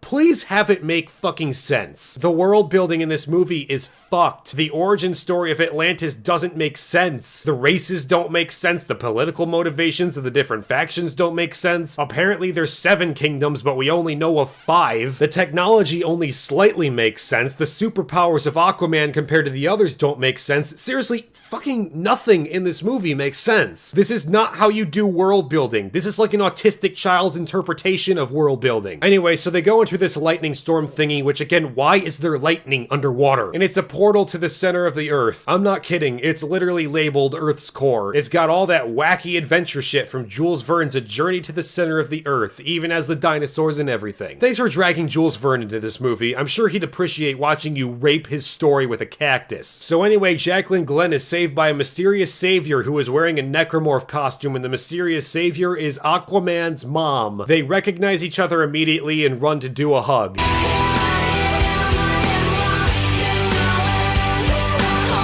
Okay, stop. Jesus, okay, let's break this down. Okay, so you've ripped off Harry Potter, you've ripped off A Journey to the Center of the Earth, and now you're ripping off one of the central plot elements to How to Train Your Dragon 2. If you haven't seen that movie, it goes as follows. Hiccup is led to believe his mom was killed by a dragon. Aquaman was led to believe his mom was killed by the necromorphs. Hiccup finds a secret world filled with dragons. Aquaman finds a secret world filled with dinosaurs. Hiccup finds his mom there dressed in a dragon costume. Aquaman finds his mom there dressed in a necromorph costume. Despite neither of them seeing each other other in decades. They both instantly recognize each other in both scenarios with no real justification for it, only it makes even less sense in Aquaman. Now sure, Aquaman probably saw pictures of his mom and would recognize her, but how would she recognize him? He doesn't even have the same colored eyes as he did when they last met, and he's got a big fucking beard and muscles and shit. How the hell would she recognize him? Is it mother's intuition? Because it's dumb, just as dumb as it was in How to Train Your Dragon 2. But why does it make less sense? Well, the necromorphs all backed off when they went into the lightning storm portal thingy. So why would she be wearing a necromorph costume? Wouldn't a velociraptor costume make more sense since, well, she's surrounded by fucking dinosaurs? Why would she even need a costume here in the first place? How did she survive the trench without a flare? How did she capture a necromorph and make a costume out of it? Am I to believe she just found one, stayed in a cave, made a costume, and then went into the lightning storm? And then just afterwards she decided to keep it because it looked cool? Because the movie deliberately says they can't go back through the storm unless they have Atlan's trident, which can only be taken through royal blood. I mean, what the fuck happened? Was she just rocking the light of Elendil?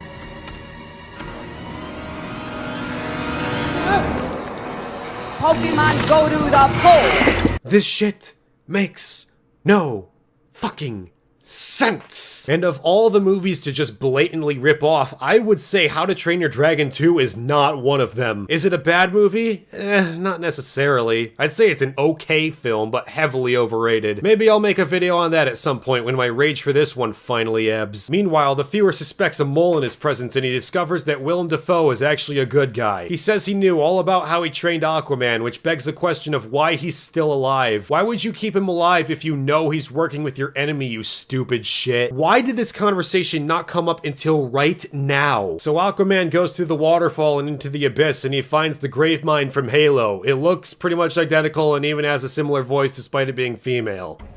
I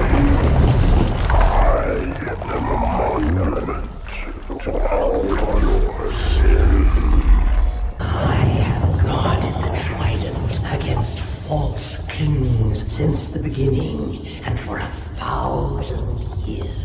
The Gravemind talks to him about some shit and says that other people have tried to get the trident. How exactly? Willem Dafoe established they didn't get this cylinder thingy until a few months before the events of this movie began. So was there another way to get there that didn't require finding this useless cylinder and doing all this complicated shit? How did these other motherfuckers get away from the trench and into the center of the earth? Why did they do that for that matter? And no, these aren't guys who came to stay with Atlan. The Gravemind specifically says that they tried to get the trident before and they failed, and it shows their bones on screen, which begs the question of how Atlanta managed to survive it. Also, where in the fuck did this monster come from and why did it decide to defend the trident? Did Atlan make it? If so, how? And if not, then why did it take it upon itself to defend the trident? So Aquaman, having that unexplained power to speak to fish, can speak to the Gravemind, and the movie's like, hey, remember that shitty prologue? Yeah, because I really wanted to be reminded of that. Ugh, okay, I have to address this. This makes no sense. The movie does not explain or allude to the reason why Aquaman can speak to fish but nobody else can. By all rights, being half human, half Atlantean, he shouldn't be able to. Still, nobody understands it. Everyone in Atlantis thinks it's fucking weird, and he can just do it naturally with no practice, training, or explanation whatsoever. It's a gigantic plot hole that allows him to do this. It's not like he trained to do this. It's not like it's something he naturally discovered. It's just a thing he can do as a get out of jail free card in order to get the trident and not have to fight the Gravemind. It is one of the biggest plot contrivances I think I've ever seen. You have to allude to this. You can't just say, hey, remember the prologue and call it good. The prologue means dick if you aren't capable of explaining this concept. Why can Aquaman talk to fish? Why can nobody else talk to fish? Why is it even that big of a deal if the other Atlanteans were able to make peace with other marine animals? There's whales dragging cargo and war sharks and war seahorses. In fact, what's the special fucking thing about this? I don't get it. And why does everyone make a big fucking deal about it in the movie if it doesn't seem to be much different from what everyone else is doing? The reason this bears discussion, though, is because the movie says it's a big deal. Why? Why can he do this but nobody else can? What is different about this kind of communication as opposed to what the other Atlanteans already do? Why does he have this power? How was he able to figure out that he had this power? How was he able to control it? For example, let's look at Harry Potter. Again, regardless of what you think of the books or films, this concept was done much better. Okay, so ever since the first movie, we've known that Harry can speak Parseltongue, which is the language of snakes, right? But it's not deliberately explained until nearly the end of the final film. However, it is alluded to constantly. Everything from Voldemort's almost snake-like appearance, his snake-like voice, Harry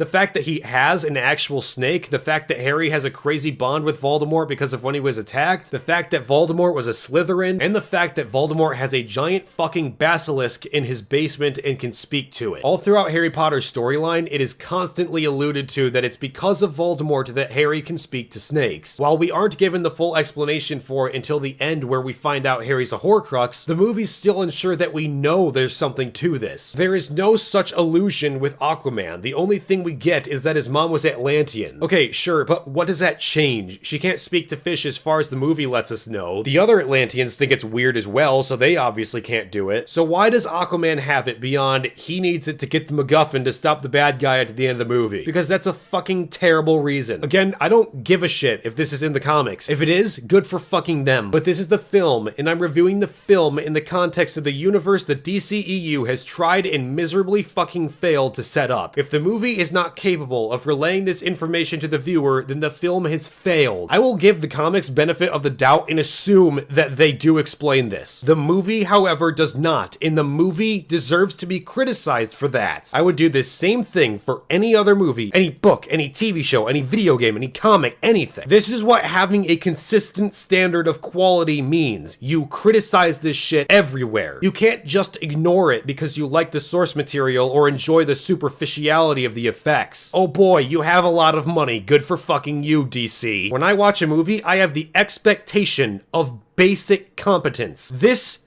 movie has the most incompetently written story I have seen in a very long time. Aquaman tells the Gravemind to fuck off, and it does. So he grabs the trident, and there's some weird eye thing it does, which I don't know what the fuck is happening. I'm not even gonna try to explain it. And then he comes out of the waterfall wearing the dead king's clothes. I know the trident was necessary, but did you actually just pry the clothes off his corpse and try them on? What was the point of that? And how fucking convenient is it that they just happen to fit him perfectly? Also, where's that suit Aquaman had in Justice League? It's not like they're trying to pretend that shit stain never happened. They outright reference it in the beginning of the movie. Jesus Christ. Okay, so they go to the Crab Kingdom and everyone starts killing each other in another big fake CGI battle. The viewer also does his scream again.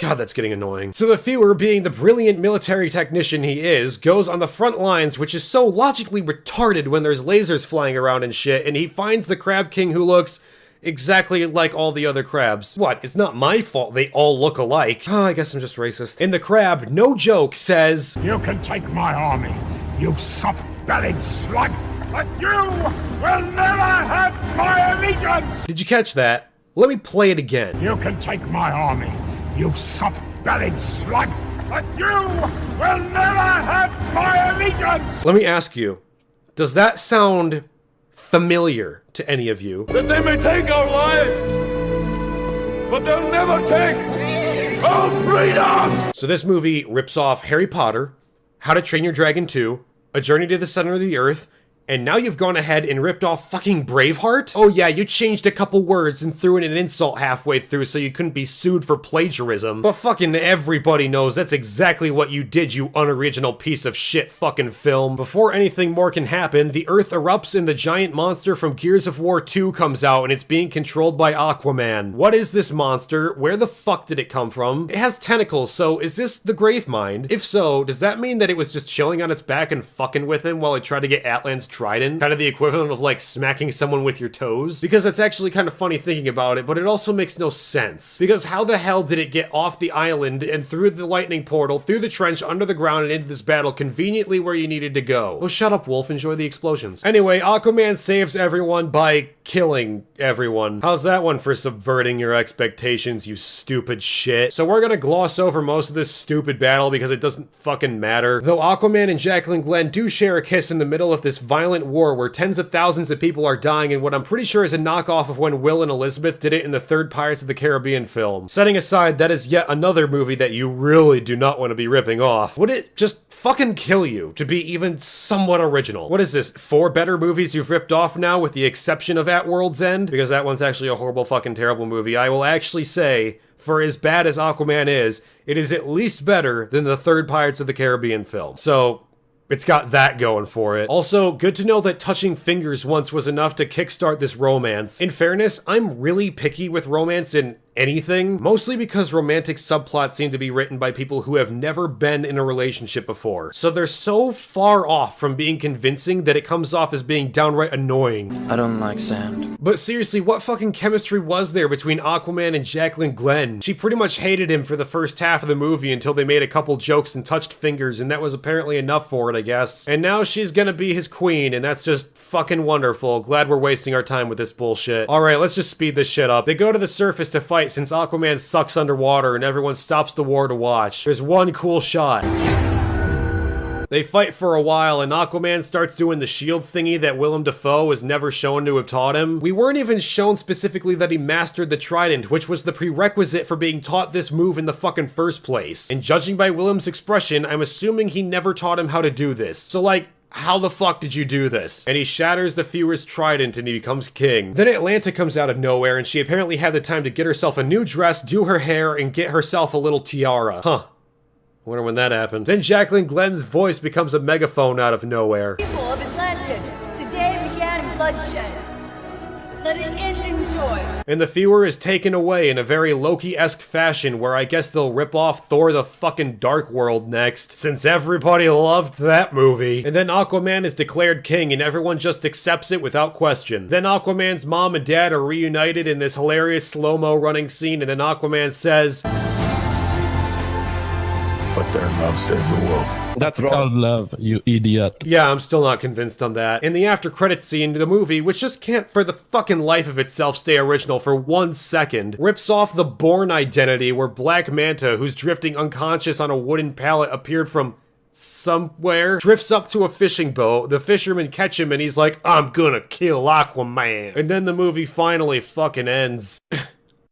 Of the good things I have to say, aside from the Feuer's overacting and Taylor Lautner's awful acting, most of the cast did fine. Jason Momoa, despite taking a bunch of shitty roles, is still pretty charismatic and likable. Willem Dafoe is and Jacqueline Glenn did pretty well for her first movie debut. Yes, I know it's not Jacqueline Glenn, it's a joke, shut the fuck up. The music was ugh. It was really tonally inconsistent, flipping between guitar solos, classical orchestra, goofy comedy level scores, knocking off the Mass Effect soundtrack and blending in shitty pop remixes. It's honestly a disgusting soundtrack that I hated listening to throughout the entire film's runtime. Though the fight scenes were fake looking and cheesy as shit, the CGI was solid. I understand a lot of money should have to be put into a movie that takes place largely underwater, and well, they did it okay the way they did it, but the writing was a fucking travesty. I have seen so many people praise this movie, and not one of them managed to deliver one single argument as to why they think it's good. At least not a fucking valid one. The best arguments I've heard are, it looks good and it's just like the comics. I don't care about either. Now, I'm under the impression that you can throw a lot of money at something to look good and it can still be ugly. Case in point, Justice League. Hideous fucking film, but expensive as shit. Now, I'll concede that there are parts of Aquaman that do look genuinely good. Other parts, though, look genuinely bad. Still, the good mostly outweighs it, but I don't care because it's superficial. It's just a statement of how much money you had. I've seen equally or more beautiful films on far smaller budgets, so I'm not really impressed. As a visual medium, camera work, lighting, costume and set design, choreography, color grading, all that shit is important because if you have an ugly movie, even a good story won't necessarily save it. Still, the visuals shouldn't be used as a means to make up for lazy writing. The movie has some of the most laughably shit writing I've seen in all of 2018. Again, most of 2018 was filled with awful writing, but this is pretty wretched. I cannot fathom how such untalented hack writers could possibly conjure up such an incoherent mess of a film. The villain's motivations don't make sense. The main characters range from idiotic to downright boring. It tries to have depth in its conflict, but it fails because the crux of that conflict is too black and white for the moral ambiguity it's striving for. It tries to be ambitious with presenting a new and unique world, utilizing all of its budget to craft something that feels real. It fails. The Atlantean lore makes no sense. The Atlantean leaders are buffoons. The political landscape of these kingdoms is a jumbled mess of half-baked ideas. The entire race against time conflict is straight up retarded because it hinges on the leaders of these civilizations being dumb as a fucking rock. Aquaman's superpowers go totally unexplained and make no sense in the context of the world. The conflict itself, if it ever grew larger than the bounds of this movie and the Atlanteans did agree to go to the surface, makes no sense the instant you apply any thought to it. The entire idea is, let's destroy each other's armies, and if I win, we go take our shambled armadas to invade the surface where we'll most certainly fucking die. Aquaman's entrance resulted in the deaths of hundreds, if not thousands, when he controlled the sharks in the trench to kill everyone to sow disarray. Despite this, everyone accepts him as their united king without question. A king that, let me remind you, has been in Atlantis for all of a day. But this is supposed to be some fucking triumph for him. The romance is a joke between two characters who have so little chemistry it almost makes Rick and Michonne look like the world's best couple, and we all know how bad that one was. The world is inconsistent and has the most loosely written rules I've ever seen, to the point where I have no idea what can actually kill Aquaman, since grenade launchers are evidently ineffective, yet Atlantean steel and teeth are. There are innumerable plot contrivances that just allow the characters to do what they do for seemingly no sensible reason at all. Some of the shots aren't even good, like this one where all the people at the stadium are looking down and cheering, yet the battle is currently above the stadium, so the editing is pretty well fucked. The movie desperately hopes its audience is too stupid to think about these things, and sadly, they are. The movie didn't just make its money back, it fucking slaughtered the box office. At the time of writing this, it's already grossed over $1 million.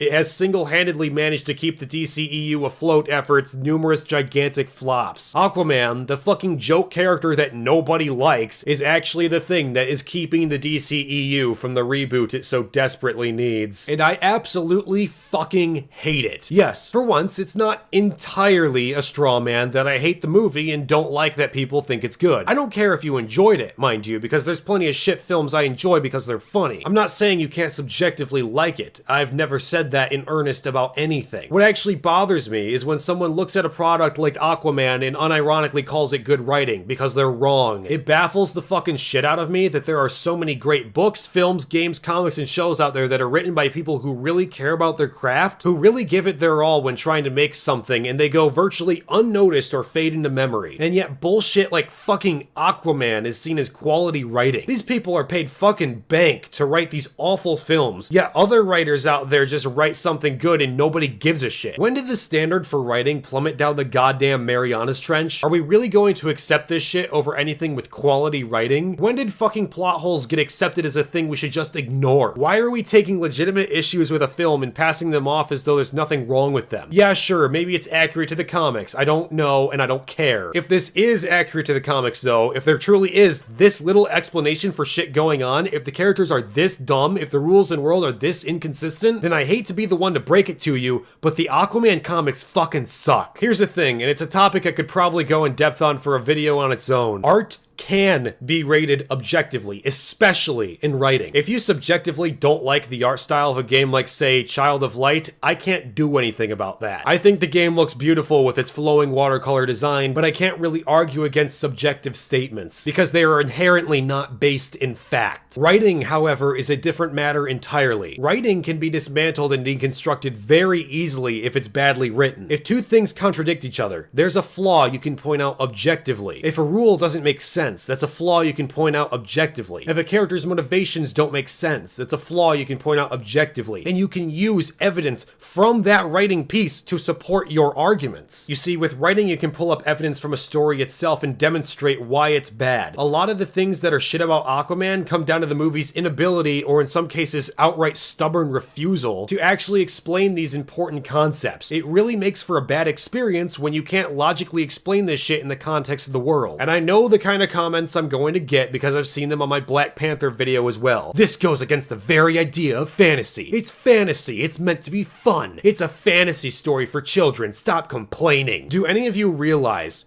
how insulting that is to say about the fantasy genre? I love fantasy. It's my favorite literary genre. So when I hear excuses for bad, inconsistent, incoherent writing, and it's passed off as fantasy's supposed to be shit, it honestly fucking infuriates me. What about all the good fantasy and sci-fi that makes sense because the writers actually gave a fuck about what they were doing? What about stories like Dune, The Lord of the Rings, The Witcher, The Stormlight Archive, The Wheel of Time, The Expanse, Roadside Picnic, so on and so forth? What about those stories where the author authors pour hundreds of hours of their time fleshing out worlds and characters that feel so real. It's almost as though you're reading, watching, or playing something that tricks you into believing it's real. What about the stories that are perfectly airtight and still manage to hit all the emotional beats people want so much in stories nowadays? I keep seeing arguments from emotion posed by people who focus more on subjectivity than objectivity. They want to feel something when they watch a movie. They want to cry, feel heartbroken, feel happy, feel anything. For them, it's like feeling alone is more important than the integrity of the plot. But here's the thing, I don't care about how a movie makes me feel necessarily. I care first and foremost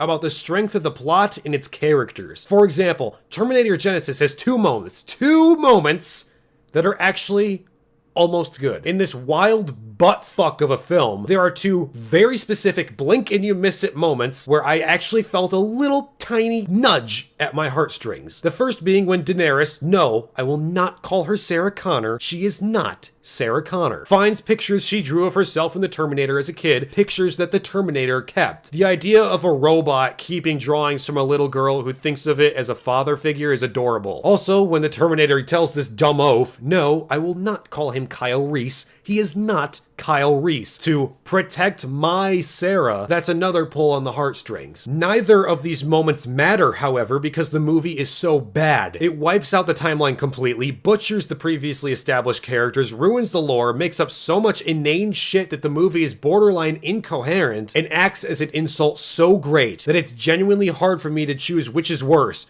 Terminator Genisys or The Last Jedi, because even TLJ didn't literally wipe out the entire fucking timeline. Yes, out of context, these little bits can hit you emotionally, but I don't care about something out of context. The nuke scene from Terminator 3 was haunting and actually really well executed. It's also the only good thing in that terrible movie. Yeah, Thorin's death is sad out of context, but that doesn't make the Hobbit films good. You know what's far more impactful? When a story earns those emotional beats. If I feel sad when a story ends because I genuinely fell in love with the characters, it's because the story did everything it needed to do well. Imagine for a moment that The Green Mile had the same exact ending as we all know. I don't know about the rest of you, but I felt my fucking heart snap in half while watching it. Now imagine that John Coffey did something that totally betrayed his character. Imagine that his reason for going to jail was that he really did maliciously kill those girls at the beginning of the film. Imagine that Paul liked to beat his prisoners and he beat John every night. Now imagine that the ending, despite this, was exactly the same, no differences, same performances, same music, same shots, everything. But with the context of John actually murdering two innocent girls and Paul beating John every night. Would the ending still be emotionally mortifying out of context? Yes, but would it have had the same effect in context? No, because we would say to ourselves, well, John Coffey is an irredeemable child murderer, and Paul beats his prisoners, meaning their relationship throughout the film means virtually nothing, and this scene that they're trying to make emotional makes no sense. But it's because of the excellent writing prior to this scene that makes the ending so heartbreaking. It's because of the fact that the characters and world are consistent, and the film features no story-shattering holes, that the characters have a great and convincing relationship. And that's what makes the ending of The Green Mile such a fulfilling emotional experience. Compare that to Aquaman. It doesn't earn the emotion it tries to put forth with its reunion between Aquaman and Atlanta. We know so little of substance between these characters that the scene just feels like emotional manipulation. It wants you to care about the concept, not the actual depth of the event. Compare this to the ending of The Return of the King when the Fellowship was reunited. We have nearly 12 hours of a trilogy to grow attached to these characters, understand who they are as people, what their motivations are, what drives them, how they connect to one another. The last time Frodo saw Gandalf was when he fell into the pit of Khazad-dûm, and the last time he saw any of the other members of the Fellowship was when he ran away at Amon Hen. So realistically, the span of almost 4 movies later, he's finally reunited with his friends, and a whirlwind of emotion pours forth because the plot is over, the evil is vanquished, and everyone's back together safe again. But Wolf, there were 3 movies, each nearly 4 hours long or longer to spend with all those characters. That's a total false equivalence. Yes. And that's the point. The Lord of the Rings spends nearly 12 hours fleshing out the world, the characters, and the story to such insane lengths that everything about it feels very nearly real. You grow to love the characters and you want them to succeed, and when they finally do, it fully earns the emotional beat, especially in the coronation scene. You bow to no one.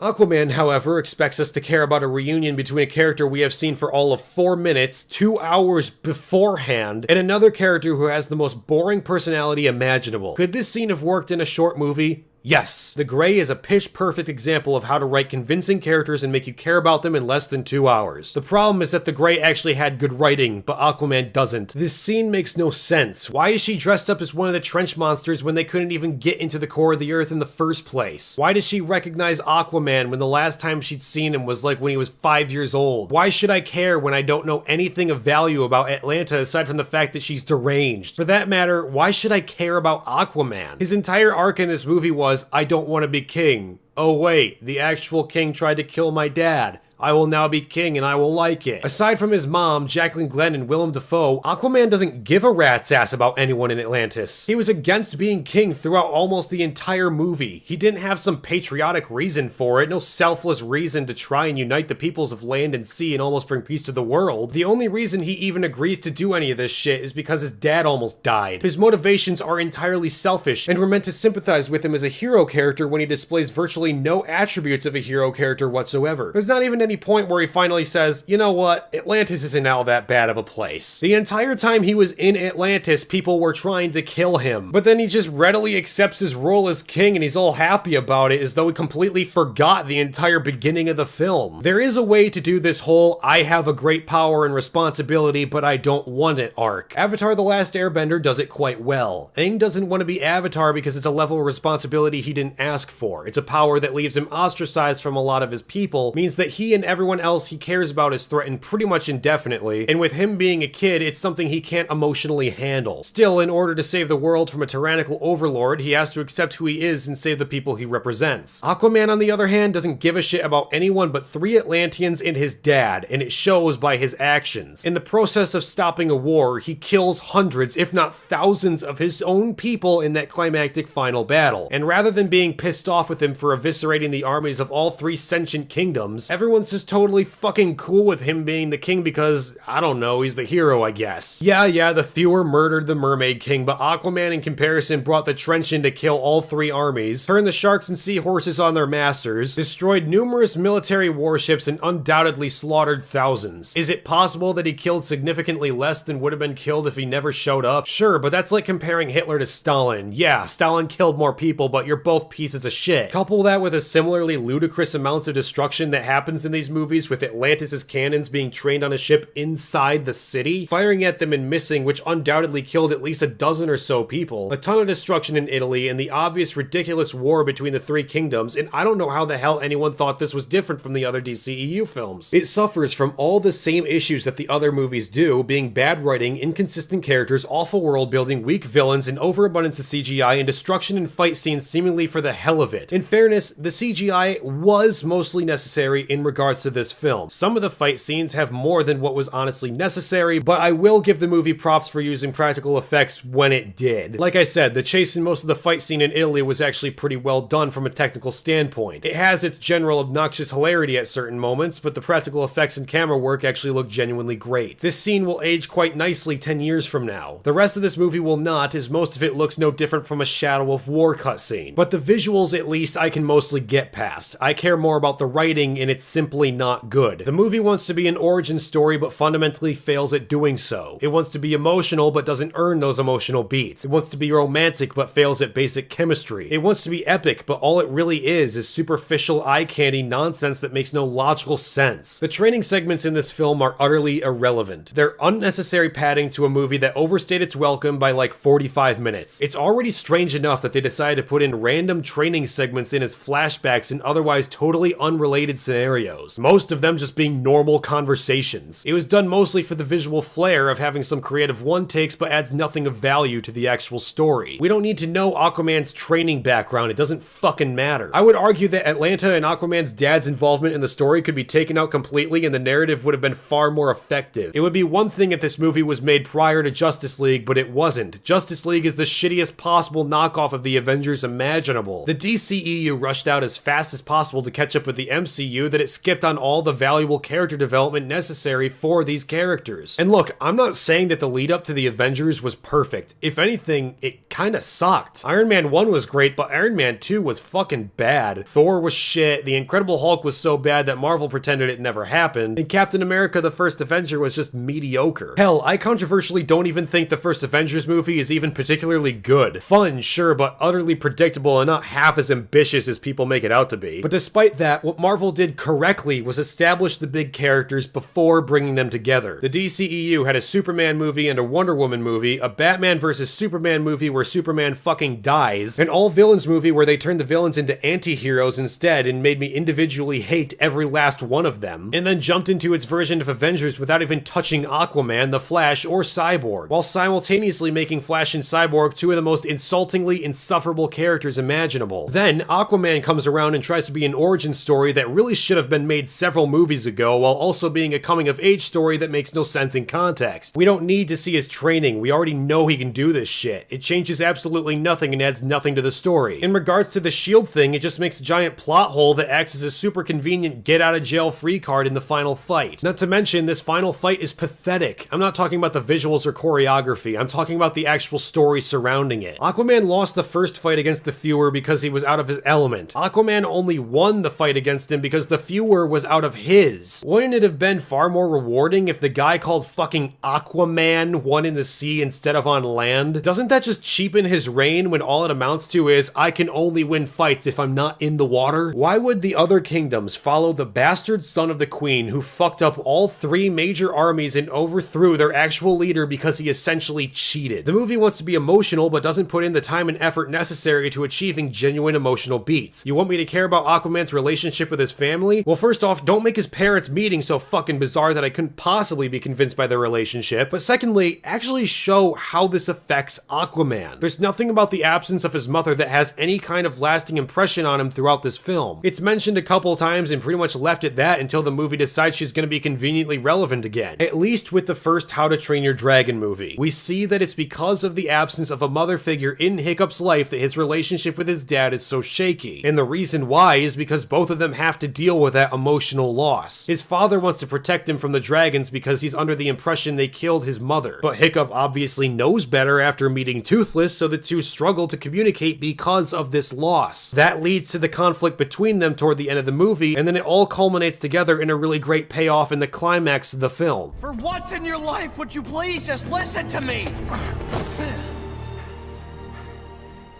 You've thrown your lot in with them. You're not a Viking. You're not my son. I'm sorry. For everything.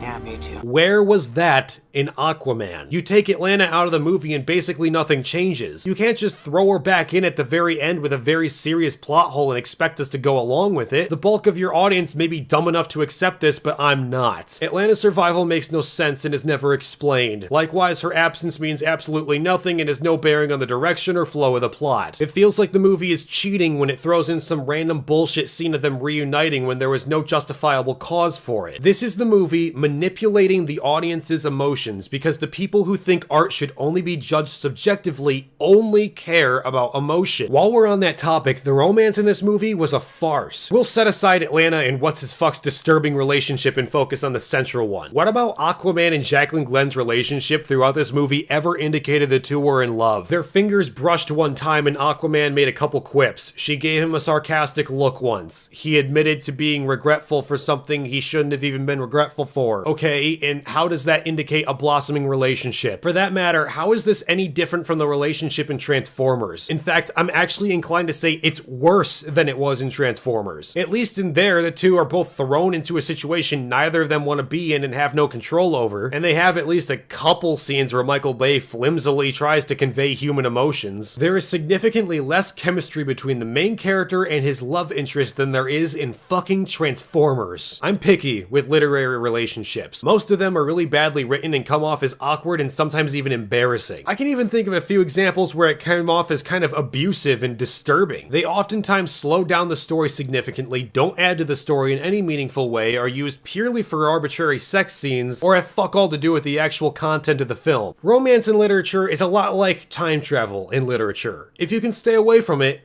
do, because both of those things generally lead to a lot of problems and end up ruining the whole story. Finally, the movie tries so hard to be epic but fails so miserably at it. Granted, I will concede that this isn't entirely the movie's fault. I think the people who worked on it genuinely did try to make something good here, but we have to face the facts. CGI heavy battles never look good. There's a reason why the chase scene is my favorite part of the whole movie. The effects, costume design, set design, camera work, and musical score for this scene in particular are going to hold up years and years down the road. This video game cutscene boss fight isn't going to hold up in the next 5 years, and like I said, there are ways to do this practically, or at least partially practically. You can use wires, you can use green screen sets, you can use real actors and superimpose them on a CGI backdrop. Inception was able to do this to a far smaller extent with some of its crazier fight scenes. Curse of the Black Pearl was even able to do this to a smaller extent. Movies that came out years ago, years before the DCEU even officially started, put far more effort into their fight scenes than anything displayed in this movie. The overabundance of CGI has led to these movie makers becoming lazy. Yes, I get it, for the umpteenth time, this movie was going to need a lot of CGI. I get that, but there are a lot of moments where it seems that the people behind it didn't give a shit. They didn't want to do anything that involved serious effort, so they handed it off to the guys in the office and they animated the whole thing. In that case, why not do something new and innovative like Spider-Man Into the Spider-Verse? I'm all for new animated films that break the traditional mold. Hell, you can even base the character design off of Jason Momoa and have him voice the character. It's like people think everything needs to be live action nowadays, but Aquaman is hardly live action when the vast majority of it is CGI. At that rate, it would have not only been better, but a lot cooler if they did something new and innovative like that. It might have taken the DCEU in a direction that would have offered legitimate competition to the MCU. Instead, it falls back on the same old tired bullshit that the other films in this failed franchise have done. Ridiculous levels of destruction, overabundance of CGI, and above all else, lazy writing. And we haven't even talked about the contradictions. Now, I imagine any sane person would want to pretend that Justice League never happened, but this is insanity. In Justice League, his eyes are very clearly blue in both the scene where he went underwater and the pictures I found of him on Google Images. I honestly can't be fucked to go back and rewatch that shitty movie, so I'm just going to give it the benefit of the doubt and assume his eyes did turn yellow in that film at some point. So in that case, why are his eyes always yellow in this standalone movie? To make matters even worse, the 5-year-old version of him very clearly had brown eyes, not blue. So there's not even any semblance of consistency between the movies or between his childhood and adulthood. Plus, when Aquaman mentions his mother in Justice League, he says this about her. You dare speak of Queen Atlanta that way? Your queen left me on my father's doorstep and never gave me another thought. First off, wouldn't his father have told him otherwise? Second, why wouldn't he if he didn't? Third, even despite what this random Atlantean bitch has to say, which is she of royal blood? Because she's clearly not Jacqueline Glenn, yet is still breathing air here. He was very overtly negative when talking about his mother, so why would he give a shit about finding her in this case? Sure, Justice League is shit, and it's the one that set this up, so it's not entirely Aquaman's fault. But it is up to the writer of Aquaman to abide by the already established rules. I do not accept this bullshit excuse of the guy who did it first is the reason why the second guy was also shit. They used this same excuse with Rian Johnson, saying that TLJ was only bad because J.J. Abrams was the one that set everything up. No, a good writer can turn any idea into a good story. A bad writer can't even turn the best story into a good one. If you're going to make a continuation of the DCEU working with a previously established character, it is your responsibility as a writer to ensure that it is consistent. There is nothing even remotely resembling consistency here. This actually makes the X-Men films almost make sense. And those movies are like famous for not making sense. And on top of it all, of fucking course, the left has to make a big fucking deal out of this. Leave it to the postmodernist, communist, feminist progressives to make people have to defend this piece of shit movie. Leave it to them to come up with all the wrong reasons to dislike this awful film, invalidating the other people who also like this awful film. Evidently, they're mad that it's not progressive enough with its female characters. Trust me, this movie has plenty of fucking issues on its own. You don't need to tack on some strong female character bullshit along with it. But of course, because some dipshit dipshit said it, everyone came rallying to the movie's defense. And to make matters worse, some dickhead decided to call Jason Momoa a fucking pedophile. Why, do you ask? Because there's a picture of him hugging his own children. The accusation here is, did Jason Momoa touch his kids, right?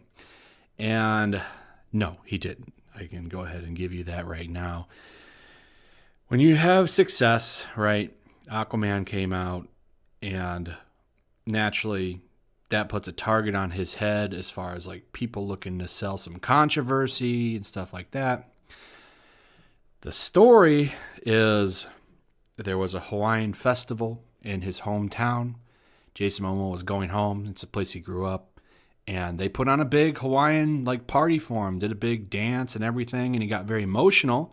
And his kids were there with him. And he was comforting them. He had his hands around them. And it was like, you know, a special moment for him and his family.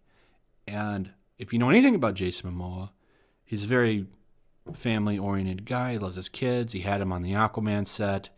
On a lot of the articles that I've been reading on the movie and stuff. Because, you know, I'm always looking for something to talk about. Imagine for a moment being such a scumfuck that you'll look at a man hugging his kids in what's probably the most wholesome fucking thing a person can do, and you accuse him of being a pedophile.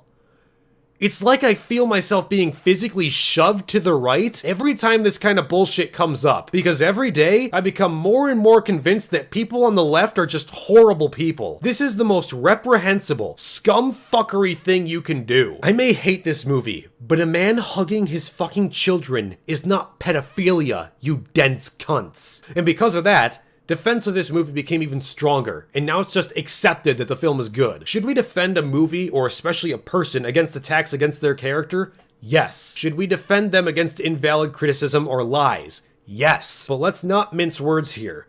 Just because some retarded SJWs are saying the movie is bad for dumb shit reasons doesn't mean by proxy that the movie is good. Aquaman is a disgrace. I hate this movie for everything it stands for. The success of this film stands to say one thing.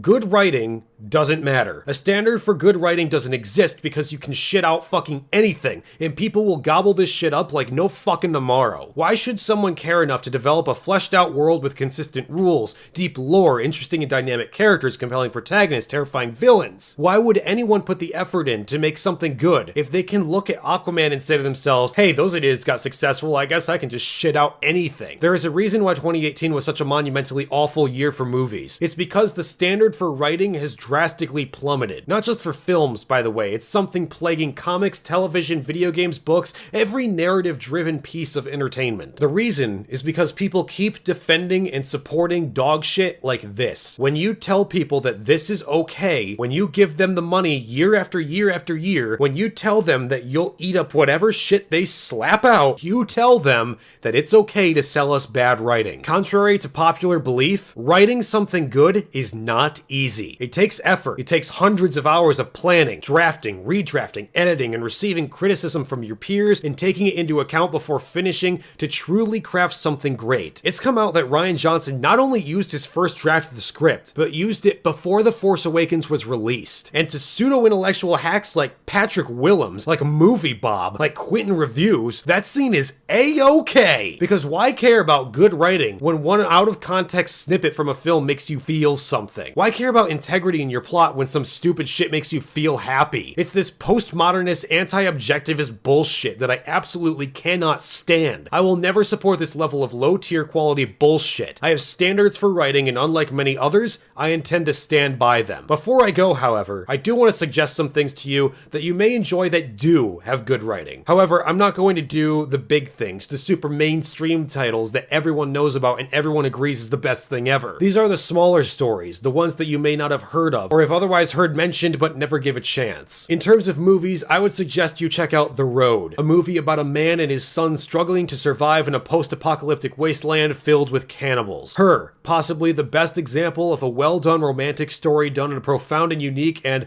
dare I say, subversive way. The Gray, a story about men stranded in the Alaskan wilderness after a plane crash, a movie of which I would love to make a video on someday because the symbolism and subtle imagery in that movie is simply superb. Atlantis, The Lost Empire, one of my favorite animated films of all time with gorgeous visuals, phenomenal voice work and music, an interesting story, and some fucking rock solid comedy. Finally, The Prestige, one of the best films I've ever seen, a movie you must watch twice because much like the film Shutter Island, so many things become totally recontextualized after the second viewing. It's a special experience about two magicians trying to out-trick one another. But I'm not done there. I have more examples from other mediums. In terms of video games, I would suggest Momodora Reverie Under the Moonlight. The fourth game in the series, but you don't need to play the others to understand it. A Souls-like game where you run around old castles fighting a variety of monsters and interacting with characters plagued by a curse that leads to some very interesting character moments. Soma, a horror game based around your choices that affect the world and characters around you in unique and profound ways, making you face serious ethical decisions that make your choices sometimes more terrifying than the monsters hunting you. Dust, an Elysian Tale, a really awesome hack and slash game made entirely by one fucking guy that tells a great mystery action adventure story with a cast of fun and memorable characters that are as funny as they are lovable. Night in the Woods, a coming of age story about a group of friends with their own histories and backstories that culminate in a very fun and unique character driven experience. There's not much to speak of in terms of gameplay, but the writing is actually great. Finally, Stalker Shadow of Chernobyl, a survival horror game that puts you in a nuclear wasteland filled with bandits, political and military